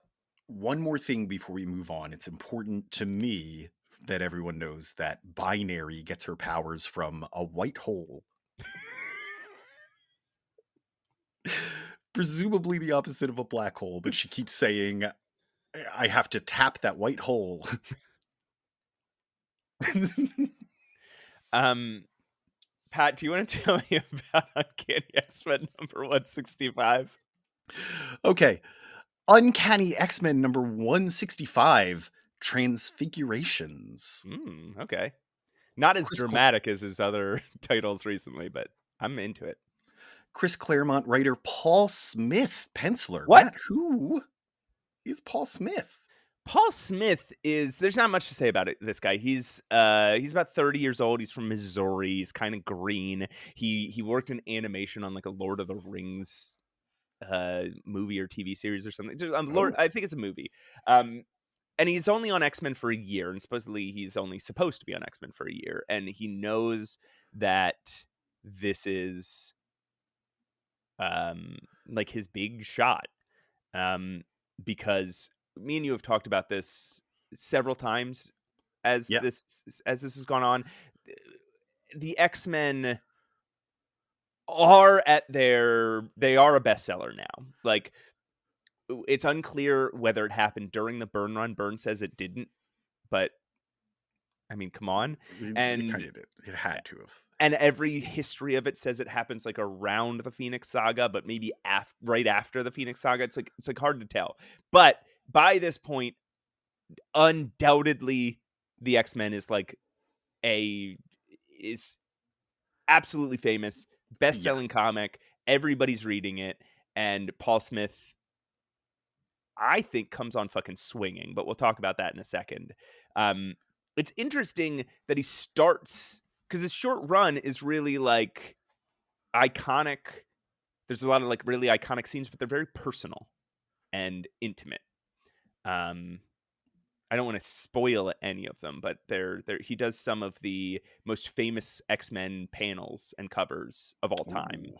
And one of the best X-Men costume designs of all time. And this ends up being just kind of his whole legacy. He does a bunch of other shit, but like when people talk about Paul Smith, they're going to be talking about the X-Men, and that's his short run on X-Men. Yeah, interesting. But yeah. So what does he do? How does he start? Paul Smith. Well, he starts by enlisting Bob Wyacek for inks. Elle Varley is our colorist. Tom Orzechowski is our letterer. Louise Jones, editor, and Jim Stupid, editor-in-chief. Release date October 12th, 1982. Cover date January 1983. He actually starts with this line, possibly the last stand of the Uncanny X-Men.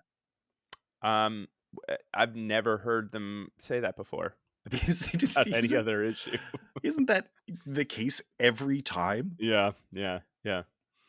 I Okay. guess, and technically that's the case of all of us all the time. Every moment is possibly our last stand. Yeah. They are bandying about the phrase last stand a lot, though. Yeah, yeah, yeah. I agree. Okay, the X-Men are being sucked out into space Mm. due to the whole binary punched in the hole for no reason. Yeah. Really high drama here that somebody for no fucking reason just killed the entire X-Men team. Cyclops, like he's falling from a plane, thinks quick and has Colossus block the hole with his body, and Nightcrawler teleport Lilandra to the bridge to activate the ship's repair system. He then uses his eye beams to cut a chunk out of the floor, which instantly gets sucked to the hole and covers it, while Peter, having caught a hurtling Wolverine, pulls them both out of the way. So this is what I mean by Paul Smith comes in swinging. Yes. There's this big splash page at first, and it's incredible. It's like Cyclops is front and center because he's the fucking leader, and he is holding on to something, and he's like fully in control, right? Fully in charge of himself. He doesn't look panicked like some of the rest of them. Nightcrawler, concerned with others, chivalrous, has his hand reached out. He's holding on to Lilandra. Like his first thing is like, I gotta save her. Yeah. Colossus, strong, simple, stalwart. He's just holding himself in place because he can, because he's Colossus. Yeah. Bracing and himself for whatever's coming next. Kitty, childlike, she's just panicking.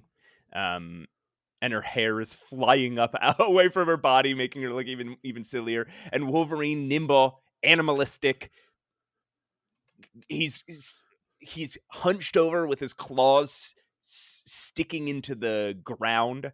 Like that's how he's staying put. And he's like, interestingly, physically separated from the others. The others are kind of clustered in a team, and Wolverine's off by himself. It's like very well designed panel.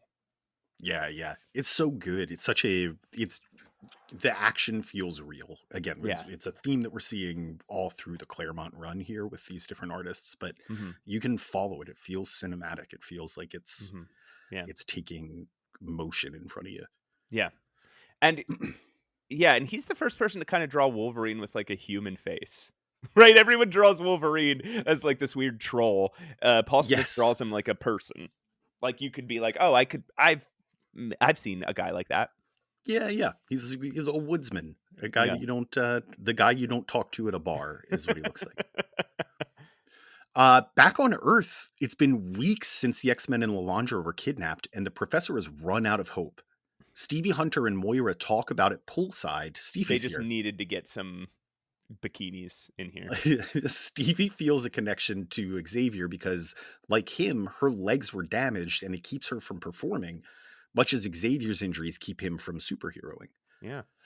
Moira talks to a brooding Xavier about Shen Koiman, Karma, and how she needs a mentor. When Xavier turns her down, Moira threatens to send her to Magneto or Emma Frost's Massachusetts Academy. Xavier, thinking the X-Men are dead, doesn't want to bring more new mutants into the school and risk their lives. But from Moira, he sees that he doesn't have a choice. You've been pronouncing some of these words in a little like a weird. You said brooding Xavier, and you said bring more new mutants into the. They're in all caps in the recap here for some reason. Why? I don't know. I'll have to check. Maybe I need to update my Google Docs. So what Xavier sees is the new mutants will either struggle on their own, fall into the hands of evil mutants, or join Xavier's school. So he decides to help. That is a fucked up thing, right? It's like you can't just leave them to their own devices. Things could really fall apart for them, right? Yes, Moira is like, hey, if you're not going to take care of her, then I will make sure that one of these other mutant leaders does. Right. Because the worst possible outcome is that they just go unchecked. We don't agree with those people ethically, but they are going to make sure these kids are okay.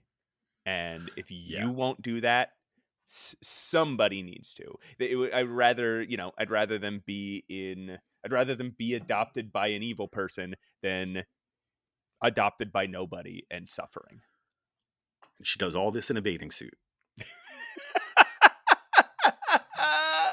In space, Storm is still flying off on her own in a Shi'ar shuttle, tortured by her revelation about the brood embryo inside of her. Allowing it to live means her own death and the deaths of countless others, but killing herself to destroy it means that she'll be breaking her vow to never take a life. Yeah. She starts metamorphosing into a brood, but just then, she drifts into the galactic core of the universe. What? Why are they? What? Full of suns, she says, so it enhances her power by multitudes, and So she has a new idea and a third path. She explodes the ship using this power, and she and the embryo inside of her die. How that's a third path is unclear. Yeah. She's like, okay, path number 1. I let it kill me and become a brood, and it might hurt others. Path number 2, I kill it by killing myself, and then I'm taking a life. Path number 3, I kill it by killing myself, and that means taking a life. What? Wait. Shit, I'm already on path 3. It's pretty obvious that originally she was drawn nude here. Yeah. And that they had to last minute go in and draw a dress on her.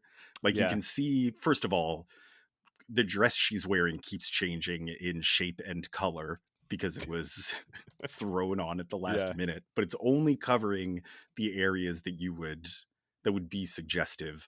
Also, you can see the points in her hair where they had to erase the lock of hair that comes down and covers her breasts. Right. And it's just kind of like kinked up instead. Yeah, man. So this is, I kind of forgot about the jump stupid influence. And now I'm thinking about it a lot more. And somehow your explanation of this storm change is making me believe the cliffhangers were jump stupid's idea. Absolutely. It seems like it's such a tight story except for the very end of every issue, and it happened so quick that it could have easily just been drawn in at the last minute. Yeah, I mean, that's just like Chris to hand in a script ending on Wolverine's eyes, right? And Jim Stupid's like, this isn't how superhero comics end, and then hands it back. I don't even know what I was picturing. I think I was picturing like a big troll. Yeah. Sort of a voice. toxic Avenger type. Yeah. Like he's melting. This isn't how comics books end. Well, that's why his parents named him Jim Stupid. Back on the yacht, days have passed and the X-Men are almost finished repairing the damage. They begin to discuss what to do next, and seeing that they're all doomed, they make the decision to go back to the Brood world and destroy the Sleazoid Queen and as much of the Brood race as they can. Wow. Like, they are all set on genocide here. Yeah. Like, full on destroy every remnant of this race. Yeah. Yeah. Interesting. Yeah.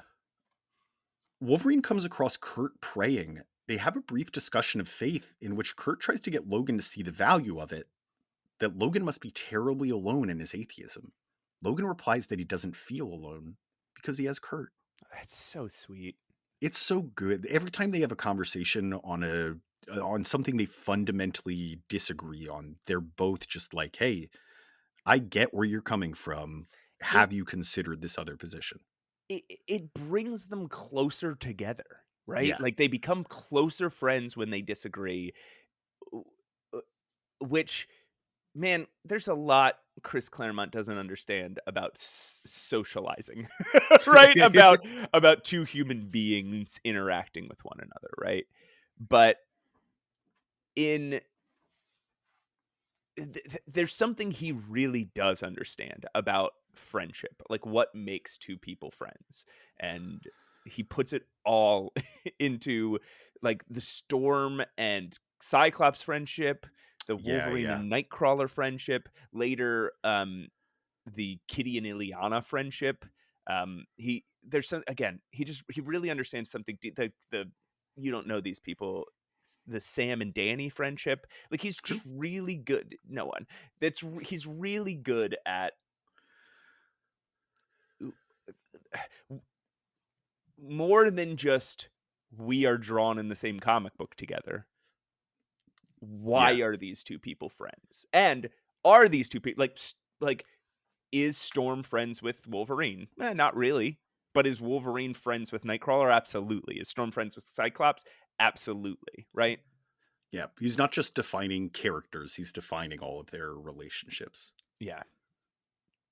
And in a really mature way that you could Yeah. look up to, that you could be like, you could model your life on. It's actual good writing.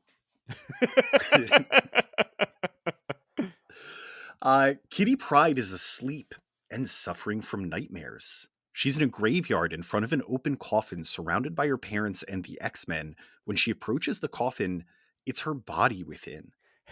So, can you imagine if they had viewings in the graveyard? Like you go to your like grandmother's funeral and you go to the graveyard and she's just there her outside, coffin open, hovering over the ground. You go see her, you go look at her, and then they're like, all right, done. They close it and drop it into the hole. Her body in the coffin morphs into a brood and pulls her down, but she wakes up to Peter comforting her. Kitty is afraid of death and angry that Peter isn't accepting reality, but Peter is incredibly realistic about death. He sees it as inevitable and cherishes the life he's led. He actually goes pretty hardcore existentialist here. Yeah. Like, every moment we're dying, actually. Yeah, we're dying from the moment we start, and we have to accept that if we're going to appreciate life. Yeah. Really fucking good, dude. Like, because she calls him stupid. And it's Claremont. She gets pretty mad. It's Claremont saying, like, I want to save once and for all. So Colossus is not stupid. He expresses himself simply, and he enjoys life in a simple way, but it comes from a complex place. He's a smart, complex. Yeah. Speaking of smart and complex, Kitty wants to bone. Oh, and yeah. So does Peter, but though they kiss, he refuses. While it might be the end of the world for them, he can't square it ethically. No, yeah, it's a good. This is another Claremont being good, right? Yes. Like, he's saying, he's like, I wish you were older. Which you read that and you're like, fuck. Don't say that, dude.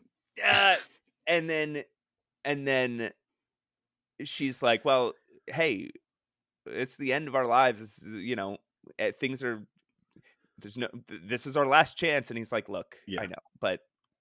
First of all, you never know what's going to happen. And second of all, like it wouldn't be right. And I'm sorry. And I want to like, that's a smart thing too, is like Peter being like, being honest about this.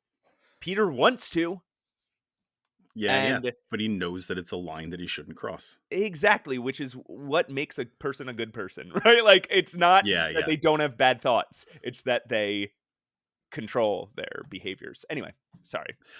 Before the debate can continue, Storm appears. Ooh, what? Wait, what? She's glowing and looks exactly like she did when she was in the thrall of Dracula, what? fangs and all. They go to touch her, and she disappears. Logan and Kurt are drinking some shitty beer they made with a food synthesizer. It's so funny. Their Nightcrawler's like, it'll get better with practice. They're clearly just like jamming their fingers on this food synthesizer until something like beer comes out. But then Storm appears behind them. When they turn, she's gone, but they turn back, and what is clearly a baby Aurora is standing in front of them. She's confused about why she's so small and frustrated that she can't get it right and disappears again. The X-Men convene on the deck to tell each other of their experiences as Lilandra and Scott try to plot a course, when Aurora appears again. She's a young thief with a blade and she's frightened, but then reappears as an old woman, exactly like she was in Limbo. Oh, yeah. Wolverine even tells them all that he senses her when she's here. It's not just a projection. What the fuck? She's not exactly a ghost, but something else. And she apologizes that she just can't get this right. This is so interesting and cool. Like every time she appears, you're like, whoa, what is she? She's trying something? What's she doing? This is, yeah. It's a different version of Storm that we've seen before each time, too. It's so... And she's just like, dang it. Okay, hold on. Let me try again. And not explaining herself to anybody. Yeah. Very cool. Very cool. Very, I don't know. It's a little reminiscent of Dr. Manhattan reforming his body in Watchmen, except imagine that he was like, hey, oh, no, it's just my bones. Sorry. It's just my circulatory system. 3 years before that happens. Oh, very good. Not reminiscent then. Reminiscent. Sure. Guys, don't write an email correcting Pat. That's perfectly fine. I decided. At that moment, they're swallowed by one of the big red space whales that the Brood use as ships. When they try to fight back, their weapons are disabled, and Storm appears to them, looking like herself again, telling them that this space whale is something called an Acanti. And further, she's in control of it, for the Acanti and her are one. Whoa. To be continued. Whoa. They accidentally color Scott's hair black. And he's wearing his sunglasses, and he's kind of got like a members only jacket or something on, and he looks like a fucking greaser. He's a greaser Cyclops. It's very good. Danny Cyclops. Hey, hey! I'm trying to save the universe here. I'll tell you, Matt, the rule that if an issue starts with the X-Men falling out of a plane, it's going to be a good issue, still holds in space. This was terrific. It was good. It was a good one. And it was quieter, right? Like, again, Paul Smith is known for these. He draws really expressive faces. He draws kind of realistic people. Like, he turns superheroes into sort of like realistic figures. And even though there's a lot of spacey stuff here, this is mostly a human drama issue. Yeah. That combined with Claremont's sort of knack for building relationships between characters, it's doing all the work you need here. And clearly having us take a short breath. Pat, let me tell you about Uncanny X-Men number 166, Live Free or Die, and then let's get the fuck out of here. Live Free or Die. There was a cool hardcore band that I followed in high school called Live Free or Die. What a cool name for an issue. Like, we know where the X-Men are right now. And granted, there's a second sort of meaning to this that we're about to find out about. But we know the X-Men are like, we are about to become Brood. So we are going to do this fucking suicide mission. And either free themselves or die trying. Exactly. And it's just like, you see that as the name of the issue, and you're like it fuck yes. Pumps you up. Fuck yes, exactly. So, all right, Chris Claremont is the scripter. Paul Smith is the penciler. Bob Wyachek's the inker. Tom Orzechowski is the letterer. Glynis Wein is the colorist. Louise Jones is the editor. And Junk Stupid is the editor-in-chief. Release date, November 9th, 1982. Cover date, February 1983. We open on the cold, dead planet of Madrazar. Whoa. My favorite one. My favorite cold, dead planet. I love the planet Madrazar. I'm always telling you. It's far from any sun. The Brood found this planet long ago, burrowing into its surface for warmth and terraforming the environment before building a series of traps to hunt the Acanti. Quote, great, gentle, sentient beings who legend says have roamed the spaceways since creation. Ooh. So space whales existed before Earth whales. Yes. Long before. Okay. Yeah. This, I'll get into it later, but this concept is fascinating to me. We see one of these great beasts snared by the spikes of this trap planet as the Brood prepare to prey on it and turn it into one of their living warships. Suddenly, a bright light. What could it be? The Brood think briefly, before they're obliterated by Binary tearing through the planet and laying waste to it. Once she's done, she connects psychically with the Acanti. It's a noble, wise creature that communicates through beautiful psychic song. This one's clearly in agony, though. And knowing he's beyond saving, requests Carol to put him out of his misery. She complies tearfully, lighting it up with the power of a star. It's so cool. It sounds so beautiful. They communicate through song psychically. And it's just Carol's like, this is space whales that communicate in the most beautiful music you've ever heard. I am revved up. And they're psychic. And they're psychic. And they're like bigger than They're like planet-sized. Yeah. Flying off the planet and into space, still swearing revenge on the Brood, she happens to run into Storm? She's just hanging out. Just hanging out. Oh, hey, fun to see you here. That must happen in the space in the Marvel universe sometimes. Like Quasar is just flying through space, and suddenly like Nova's there. And he's like, hey, man. Oh, Jesus. Where are you off to? Small universe, hey, right? Storm's astral form, at least, not Storm, really, who speaks cryptically to Carol and begs her to follow for an explanation of what's going on. I am not quite the woman you knew. They fly together to a baby Acanti into its mouth. You. Here, come on, Carol. Come on into this mouth. I swear I have a plan. As Aurora explains that she and this creature are one and the same being. Fly into my mouth. I have a plan. Yeah, it's okay. It's actually my mouth. Her body, badly damaged by the void of space, was recovered by the infant Acanti and saved, bonding the two together. Inside the creature's mouth, the X-Men greet Carol on board the green dildo ship, and she apologizes for putting them into a life-threatening situation earlier. Sorry doesn't cut it, Carol! Apparently it does. The X-Men are like, what do you mean? We're fine. They're laughing about it. Everyone survived that, so. Yeah. Hey, don't do it again. And she's like, I can't promise. They start planning their attack on the Brood Mother Queen, but Storm's astral form lets them know this would accomplish nothing. A war of vengeance is not the solution here. Instead, Aurora helps them plan to save the Acanti. She explains their complex reproduction process. All right, fuck. All right, here we go. Acanti are among the first life in the universe, roaming space, gathering knowledge, serenading the stars, and doing no harm. They mate and create offspring with no consciousness. When they die, they fling themselves into the center of a star. The resulting energy reaction transfers their soul/consciousness into their offspring to continue the pursuit of knowledge. No one knows how the Brood got here, but it was eons ago, and they acted as the evil counter to the immense force of good that the Acanti represented. The Brood found they could take over the Acanti and enslave them, using them as starships and keeping them alive while feeding from their living flesh. The head Acanti was the prophet singer containing all knowledge of the Acanti in his soul. He was killed by the Brood, but has not been flung into a star, so his soul remains in stasis. Storm has bonded with the consciousness-less offspring of the prophet singer, since his soul could not be transferred. This was all done with the help of the Acanti elders, who found Storm dying in space.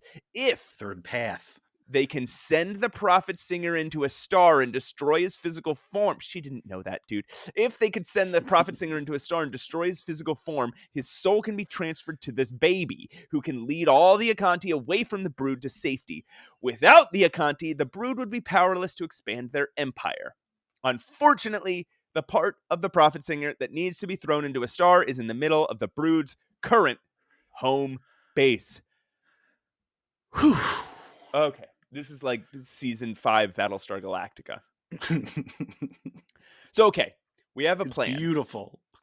Aurora, Acanti Baby, and Binary distract the Brood, pulling them away from the prophet singer's soul, where the prophet singer's soul is being held. Wolverine Sorry, from here on out, they refer to it as the soul. They're going for an object that they call the soul. Mm-hmm. Wolverine points out the danger of working together when anyone but him and Carol could turn into a Brood at any moment, or even be a Brood already. Scott, interestingly, challenges him on this, and Wolverine almost kills everyone out of mercy. He pops his claws and he thinks about it. Yeah, and Scott's being a real brat about it. I wonder why. Until Kitty steps in. She's been the most afraid, but she isn't willing to give up yet. This is where he says they're his friends. Sweet. Yeah. No.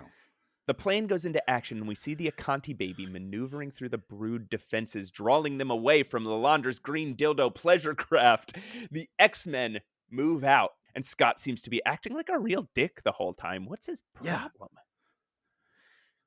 Cut to the Brood hive, where the Queen Mother receives a psychic message from a newly formed Brood she doesn't recognize, who reveals that they're undercover, fooling the rest of the X-Men into believing they haven't transformed yet. Oh, shit. The X-Men, unaware of this, plunge ahead into the crazy jungle. Meanwhile, Binary kills off a ton of Brood while Storm struggles with the concept of killing again. She manages to conjure a lightning bolt, risking her physical being to stun a full warship and all the Brood aboard. It's pretty powerful. We didn't mention it, but there's a moment where Cyclops is like, are you able to use your actual like storm powers if necessary? And she says, I mean, as a last resort, like it very well may kill me, but Right. Yeah, if needed, I can do it. And she manages not only to do it, but control it to a degree where she's only stunning the Brood. She is stunning. She is. The battle rages on. Peter struggles against the strength of the jungle. Kitty is flung into a nest of eggs, and Cyclops continues to antagonize Wolverine as he gets more and more erratic with his fighting style. Outside, Binary is finally overwhelmed by pure numbers, while Storm's baby Acanti is hit by a laser. All seems lost. Until a ship warps into battle and starts raging. The Starjammers are here! No way! Fucking so good. This was so good. This is a real theme for me throughout this story, but this is something they told us was going to happen and then packed enough in between for you to forget that it was going to happen until it happens at the essential moment. It's such good storytelling. Good storytelling. Great storytelling. Amazing pace. Like his pace here is phenomenal. If he didn't have to do those cliffhangers, this would have been like one of the best paced stories. Our excitement quickly fades, though, as Wolverine finally figures out what's been bugging Scott so much. He's actually already begun transforming. Logan rips Cyclops' visor off and reveals two bug eyes, firing powerfully but recklessly. Behind them, more Brood warriors start storming the area, and the X-Men seem defeated. Even Kitty, running for her life around the eggs, let's remember the eggs, runs out of energy and gets captured. Her death seems imminent when the Brood about to kill her exclaims, "By the Black Nebula!" It's a new one. With a massive roar, a dragon appears. What? Filling the height of the page. The Brood try to flee, but the flame escaping the monster's mouth reduces them to cinders. Kitty stands amazed as the dragon flutters peacefully over to her, showing it's no bigger than a house cat. The small purple dragon, its plump body held up by impossibly small wings, is friendly. But their meeting is interrupted by a Brood gun blasting a hole in the wall behind them, revealing a bright light. The Brood screams in pain, while Kitty is entranced by its beauty, and both walk zombie-like into the light. Deep in the Brood... Yes. What? What? Yeah. So, no, okay. Matt, you and I think this might have been... This was off air, but maybe around the time of episode 1, when we were first starting this podcast, I talked about one of the things I wanted to find out was, why does Kitty have a dragon in some of the later stories of X-Men that I have read? And you said, maybe we'll find out. And I still don't know why, but here it is. Yeah, I mean, it is like legitimately, she is just, I mean, they're on a planet full of a bunch of strange creatures. Just happens that one of them is a fucking dragon. Yes. And then also they find the soul of this ancient, wise, all-knowing creature, and they're overpowered by it. Yeah. It's beautiful. Is when I say what, I say that with the utmost respect because I am Yeah. so thrilled about how deep we're digging into these Yeah. concepts. We don't exactly know it's the soul yet, but I think maybe you could read between the lines, right? Yeah. Yeah. I was reading this for the first time and was like, oh, that's the That's soul. the soul, yeah. Deep in the Brood Hive, the X-Men strike team are locked up in weird chest bands in front of the Brood Queen. As Cyclops continues to transform, he doubles over in pain and his optic blasts begin firing out of control. How many times does Whoa. this have to happen to villains? Where They they're didn't like, even cover his head this time. They I covered know. his chest. Wolverine realizes it's because sleazoids have no eyelids.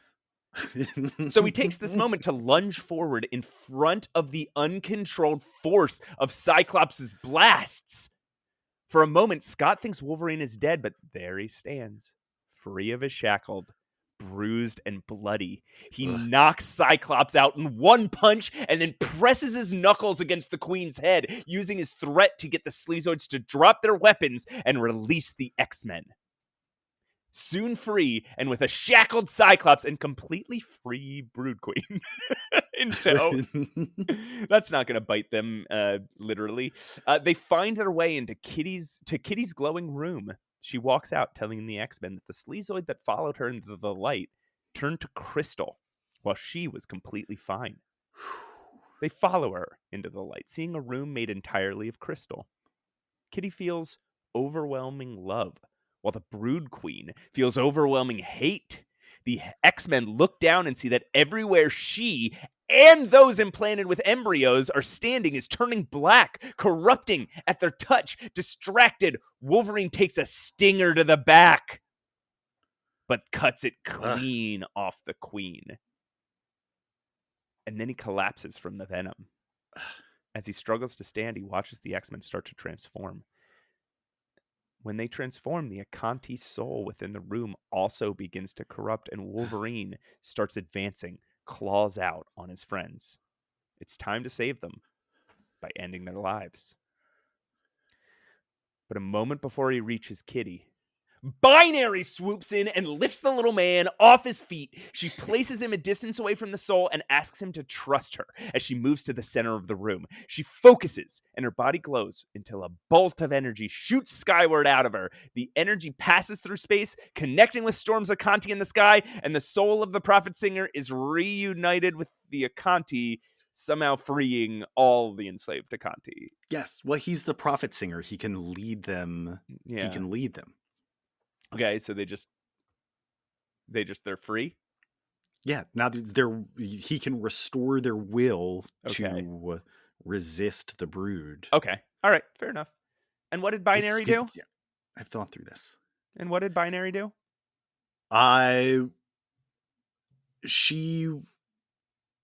It's another one of Claremont having somebody shooting something into the sky and it doing something. She's destroying the soul, which transfers its consciousness into the infant that Storm has bonded with. Okay, you're right. That does make sense. But now, okay, all right. The Prophet Singer is returned. The whales can, you're right, once again move freely. You're right. People, you don't need to email and say Pat's right. I know Pat's right. Email mutantmenacepod@gmail.com. Please email and say Pat's right. He's not. No, Happy Pat, tell Matt that Pat's right. He's right, and I know he's right, and I already said he's right. I know. But it does look like another one of those things that Claremont loves to do where somebody shoots into the sky and the problem is solved. Yeah.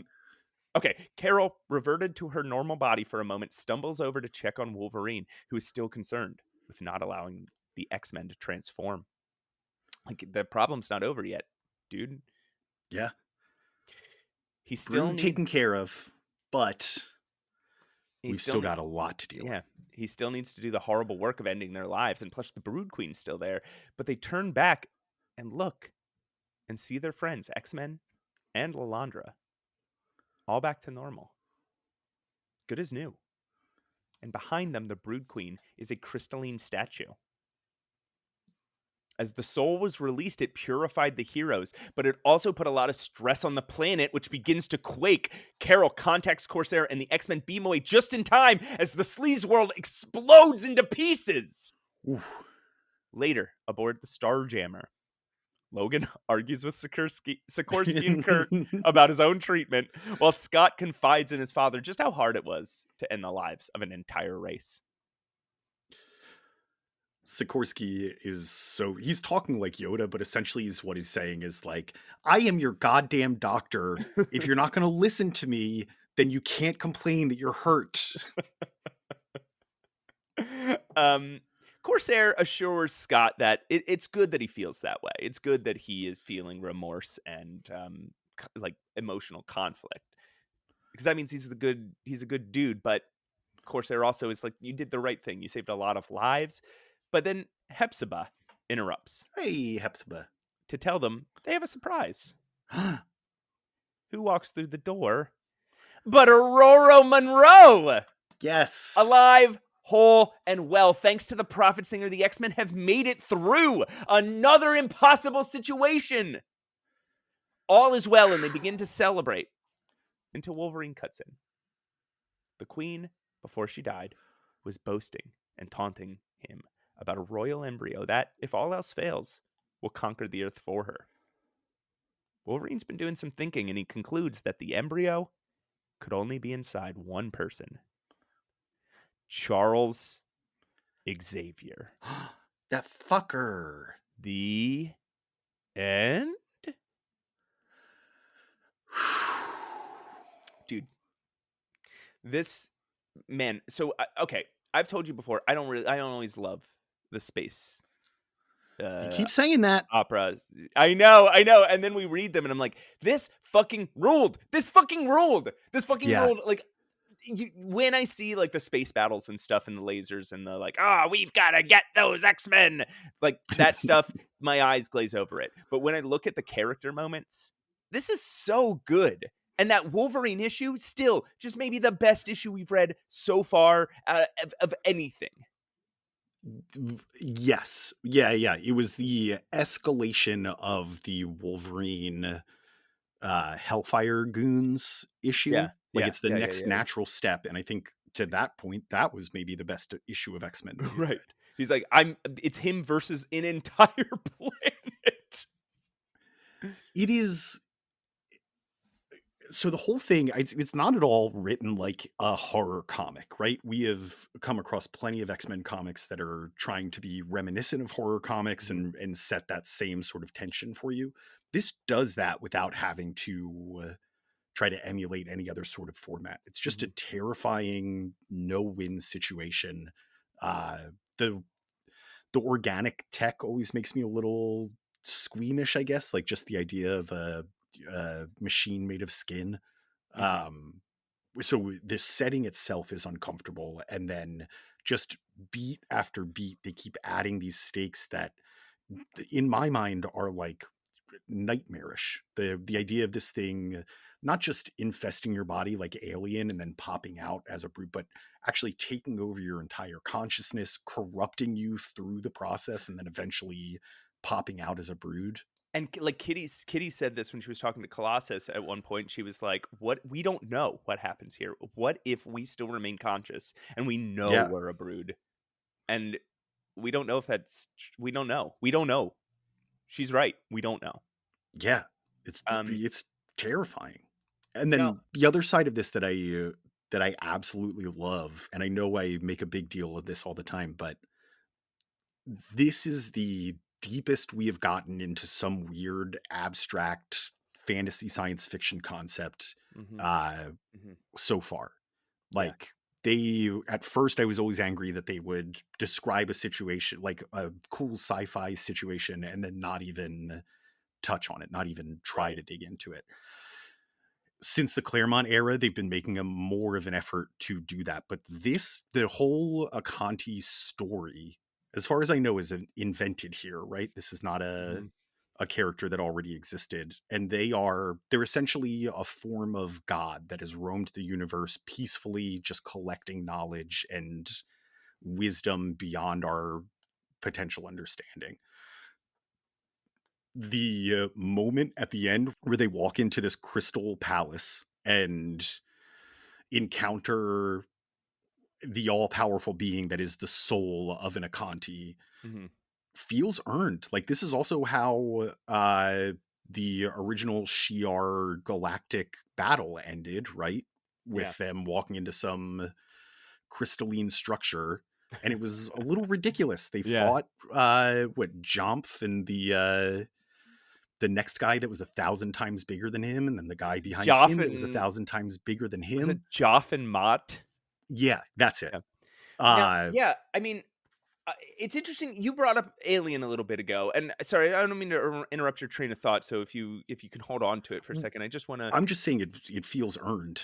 Yeah, it does. And what else feels earned here is like clearly Chris Claremont was super, super inspired by the movie Alien. He saw Alien and he was like, fuck, I wish I'd written this. Right. Yeah, yeah. And so he did the Kitty alone story, right? The Kitty alone fighting the Sidrian Hunter story. Yeah. And uh he was like he wasn't satisfied with that, right? He was like, okay, well, I just kind of ripped off Alien, but I've been thinking about it, and I'm thinking about it, and I'm thinking about what Alien, not just what Alien was, but what Alien means. And he came up with this story that isn't a ripoff of Alien. It is inspired by the ideas of Alien, and it's its Yes. own thing entirely. And I find that really admirable, right? A writer taking inspiration a little too literally, and then stepping back and going, "No, I think I can do something more creative here." Yeah. Like, Alien doesn't own the concept of alien impregnations, but this is clearly drawing directly from the movie. Yeah, and this But the thriller in space, the horror thriller in space is also, like he's drawing on that too. yeah, yeah. It sets the same tone. It gives you that same chill of like, Yeah. what if something was infesting your body and you just had to wait it out? But it's still it's very own unique thing for sure. I think what I love here is that the X-Men already lost, right? Yes. And like, okay, because that's the thing. The X-Men are underestimated and against impossible odds all the time, right? And that is, we always love that when that happens. And then they show how fucking cool they are by overcoming those odds. And you're like, hey, you underestimated us, and now you're fucked, right? Yeah, We yeah. love that moment. But that doesn't happen here, right? The X-Men they lose. Yeah. They Um, get kidnapped, they get impregnated. and they absolutely lose, and then they escape, and they think they had that moment that, wow, once again you underestimated the X-Men and we beat you. And then Wolverine's like, okay guys, fuck, I have to tell you, no you didn't, Yeah. you lost, and you're dead, you're actually dead, and you don't realize it yet. And then they have to stop and think like, well, okay, uh we have no options. We are going to die. So let's go fight an entire fucking planet. Let's us, whatever, 6, 7, 6? 6, 7. Fight. That's like a fucking meme now, right? I just You learned said about it. that at Thanksgiving. Um, we have to go fight a whole fucking. We're gonna go fight a fucking planet to avenge ourselves and maybe save the universe from these evil things. And then, as soon as they're given another option, like Storm's like, "Hey, wait, guys, we don't have to." Like, I understand that. Given what you knew, that was your only option. Here's another one, and it is a way to be selfless. We can save somebody. We can save a Yeah. whole race, actually. And they go, all right, let's do that. They threw away their lives to save one captive creature. Right. From And yeah,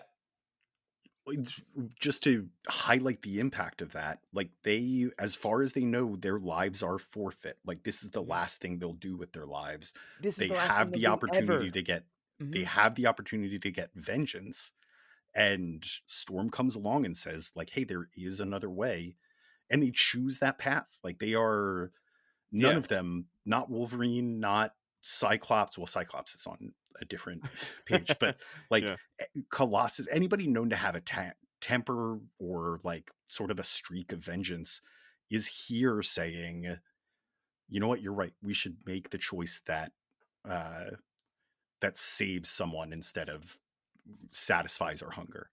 Yes, and they make that choice against impossible them versus a fucking planet, like a planet, an entire race of people to find one thing, the soul, and free it. And they do it again as what they think is their last acts on Earth. Mm-hmm. And it's like that they chose to do that is what saves them.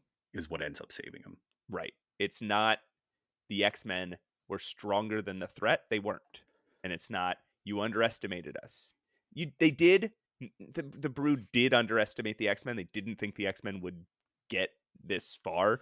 So there was an underestimate the X-Men thing, but it's not the X-Men win against impossible odds. They lost. Yeah. The Acanti saved them.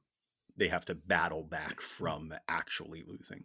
Well, not even that. They lost, and at the end, it's they didn't win. They with their dying, as they were losing, were like, we are going to we're going to do one good thing. We're going to pull one good like gem out of this loss, and that their goodness is what got. It fucking rules. I didn't love the space fighting. I didn't love all the metaphysical, like, oh, Storm her soul is in a creature and she's being reborn and rebuilt. No, come on, it was so good. I didn't love I don't love the Carol turning into binary and there's like a star inside of her and now she's like, I don't love that stuff. That is the sci-fi stuff that's like, okay, fine. It's not my favorite. I know you love it. That's cool. I don't think there's anything wrong with it. I just don't love it. On some level, I think Storm and Carol, they were just there to become Deus Ex Machinas, right? But they were fine. I loved the drama, the X-Men being X-Men. Fucking great. Love it. And it would be rude of us not to mention the space art. It's really good. Incredible. There's so many new concepts here. And Paul Smith, man. Fucking good job, dude. So excited to see more Paul Smith. Although once again, in the middle of a space opera, Dave Cockrum has his original characters torn from his hands and given to a new artist to conclude the story. I know. Poor guy. That's poor guy. To wrap up our final thoughts here, next up, New Mutants. He's got an eye out, stuff that you could buy out. If you had a time machine that you would like to try out, it's Pat's Deals and Steals. Sorry, Matt, there's no time for that now. What we have to do is get to Pat's Steals and Deals. We got a doozy this week. Spider-Man video action game cartridge. We have a little comic here that is adorable. It is the Green Goblin challenging Spidey to beat the Spider-Man game for, I believe it's Atari or Sears home console. Yeah, it's Atari. It's both. There's also at this time a competing Sears. I think they just called it the Sears home console. This is famous for being one of the most difficult video games ever. Mm-hmm. Matt, this is the one where you just climb a building and there are guys that pop out of the windows of those buildings and throw bombs at you. And you have to swing around to get them. And when they throw bombs at you, you drop a few stories on these big buildings. It's almost like Donkey Kong, but with Spider-Man. And again, apparently, I've never played it myself, but apparently impossibly difficult. Yeah, it is. Pat, do you not remember we talked about this? No, I don't remember anything that we talk about on this podcast. We talked about this and we played the advertisement. Oh my God. No, that was for a different Spider-Man game. No, it was because that was in like the 90s. That was in the 90s. And we talked about was this one for Atari. Okay. It wasn't. So we haven't talked about this Well, But we it's did. the We same. But mentioned but the ad was the exact same premise. It was Green Goblin challenging Spider-Man. Spider-Man was Yes, it sitting sure on a is. building playing a video game, and Green Goblin's like, "I challenge you." And we talked at that time about how I did play this game a lot as a kid, and it was impossible. There's a point. Oh, you were my source for that. So you're so you are I am. you're shooting a web diagonally at all times, and if you hit a part of the building rather than a window or an open space, you will swing. And I think as long as you're also holding the button or something, like if you swing past, I think it's like if you swing past somebody in a window, you either beat them up or save them, whatever the fuck. It's impossible to tell because it's an Atari game. You actually don't know what's happening. There's 8 bits here to work Exactly. And then you keep trying to climb higher, and you can also walk along the side of the building again until you hit a window or whatever, or a bomb, and then you just fall. But then eventually, as you get towards the top of the tower, it's scaffolding. So you're no longer just trying to grapple onto, big chunks of building with windows in it. Yeah. You're trying to grapple onto these like 1 pixel long diagonal beams. And you have to actually aim where the web is going, right? Yeah. Well, Or like you have to control where the web lands. The web will always go exactly diagonal Exactly the same length. On exactly 45-degree angle. No, I think the length can change. Okay. But you are holding down the button, and that's it. And I think you let go of the button, and that's when the web attaches and he swings. Man, it's fucking hard. There is, if this is a repeat, I apologize to the listeners. I've let you down. There is a moment here. I think we talked about it in a email, Pat's email corner, actually. Okay, yeah, that makes sense. Spider-Man does say the forbidden phrase in this ad, so I won't repeat it. He also say it, because they say it in the fucking commercial. We talked about this. That's right. Yeah. That's why we talked about it. It's all coming back to me, Matt. Yeah. Spider-Man ends with this question, Matt, and having played it, I want you to answer it. Okay. Is this more action than even Spider-Man can handle? He's got an eye out, stuff that you could buy out. If you had a time machine, that okay, are you done? Yeah, that's okay. All right, well, that was Pat Steele's and Steele's Pat. Yeah. It's been a wonderful episode here with you. Yeah. But we got to fucking go. This is great. You've got places to be. I've got nothing really, but we should wrap it up. Hey, you guys can check out first thing I'll say, we have a Discord. You can check out our Discord. There's a link in the show notes. It's a lot of fun. There's much fun. Really cool community there. A lot of the emailers that and then some other folks, and also some folks from the Save Your Game community mingle in there. It's a lot of fun. And Pat's Tom Shakespeare.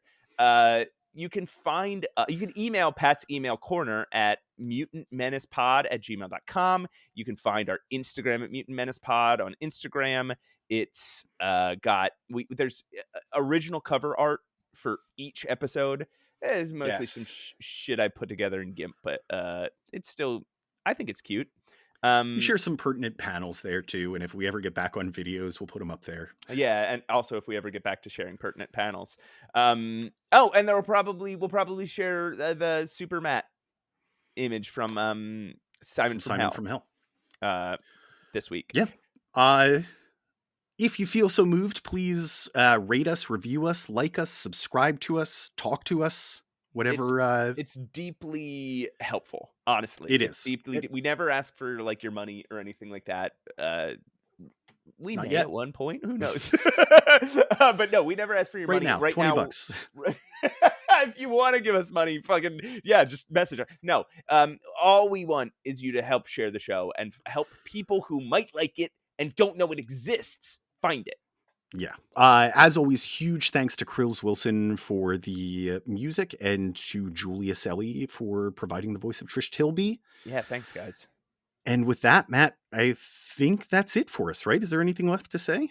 I think just what we say at the end of every episode. Do you want to fill them in? Yeah. As always, folks, when I use my power, I tap into a white hole. And remember, I win. Big deal.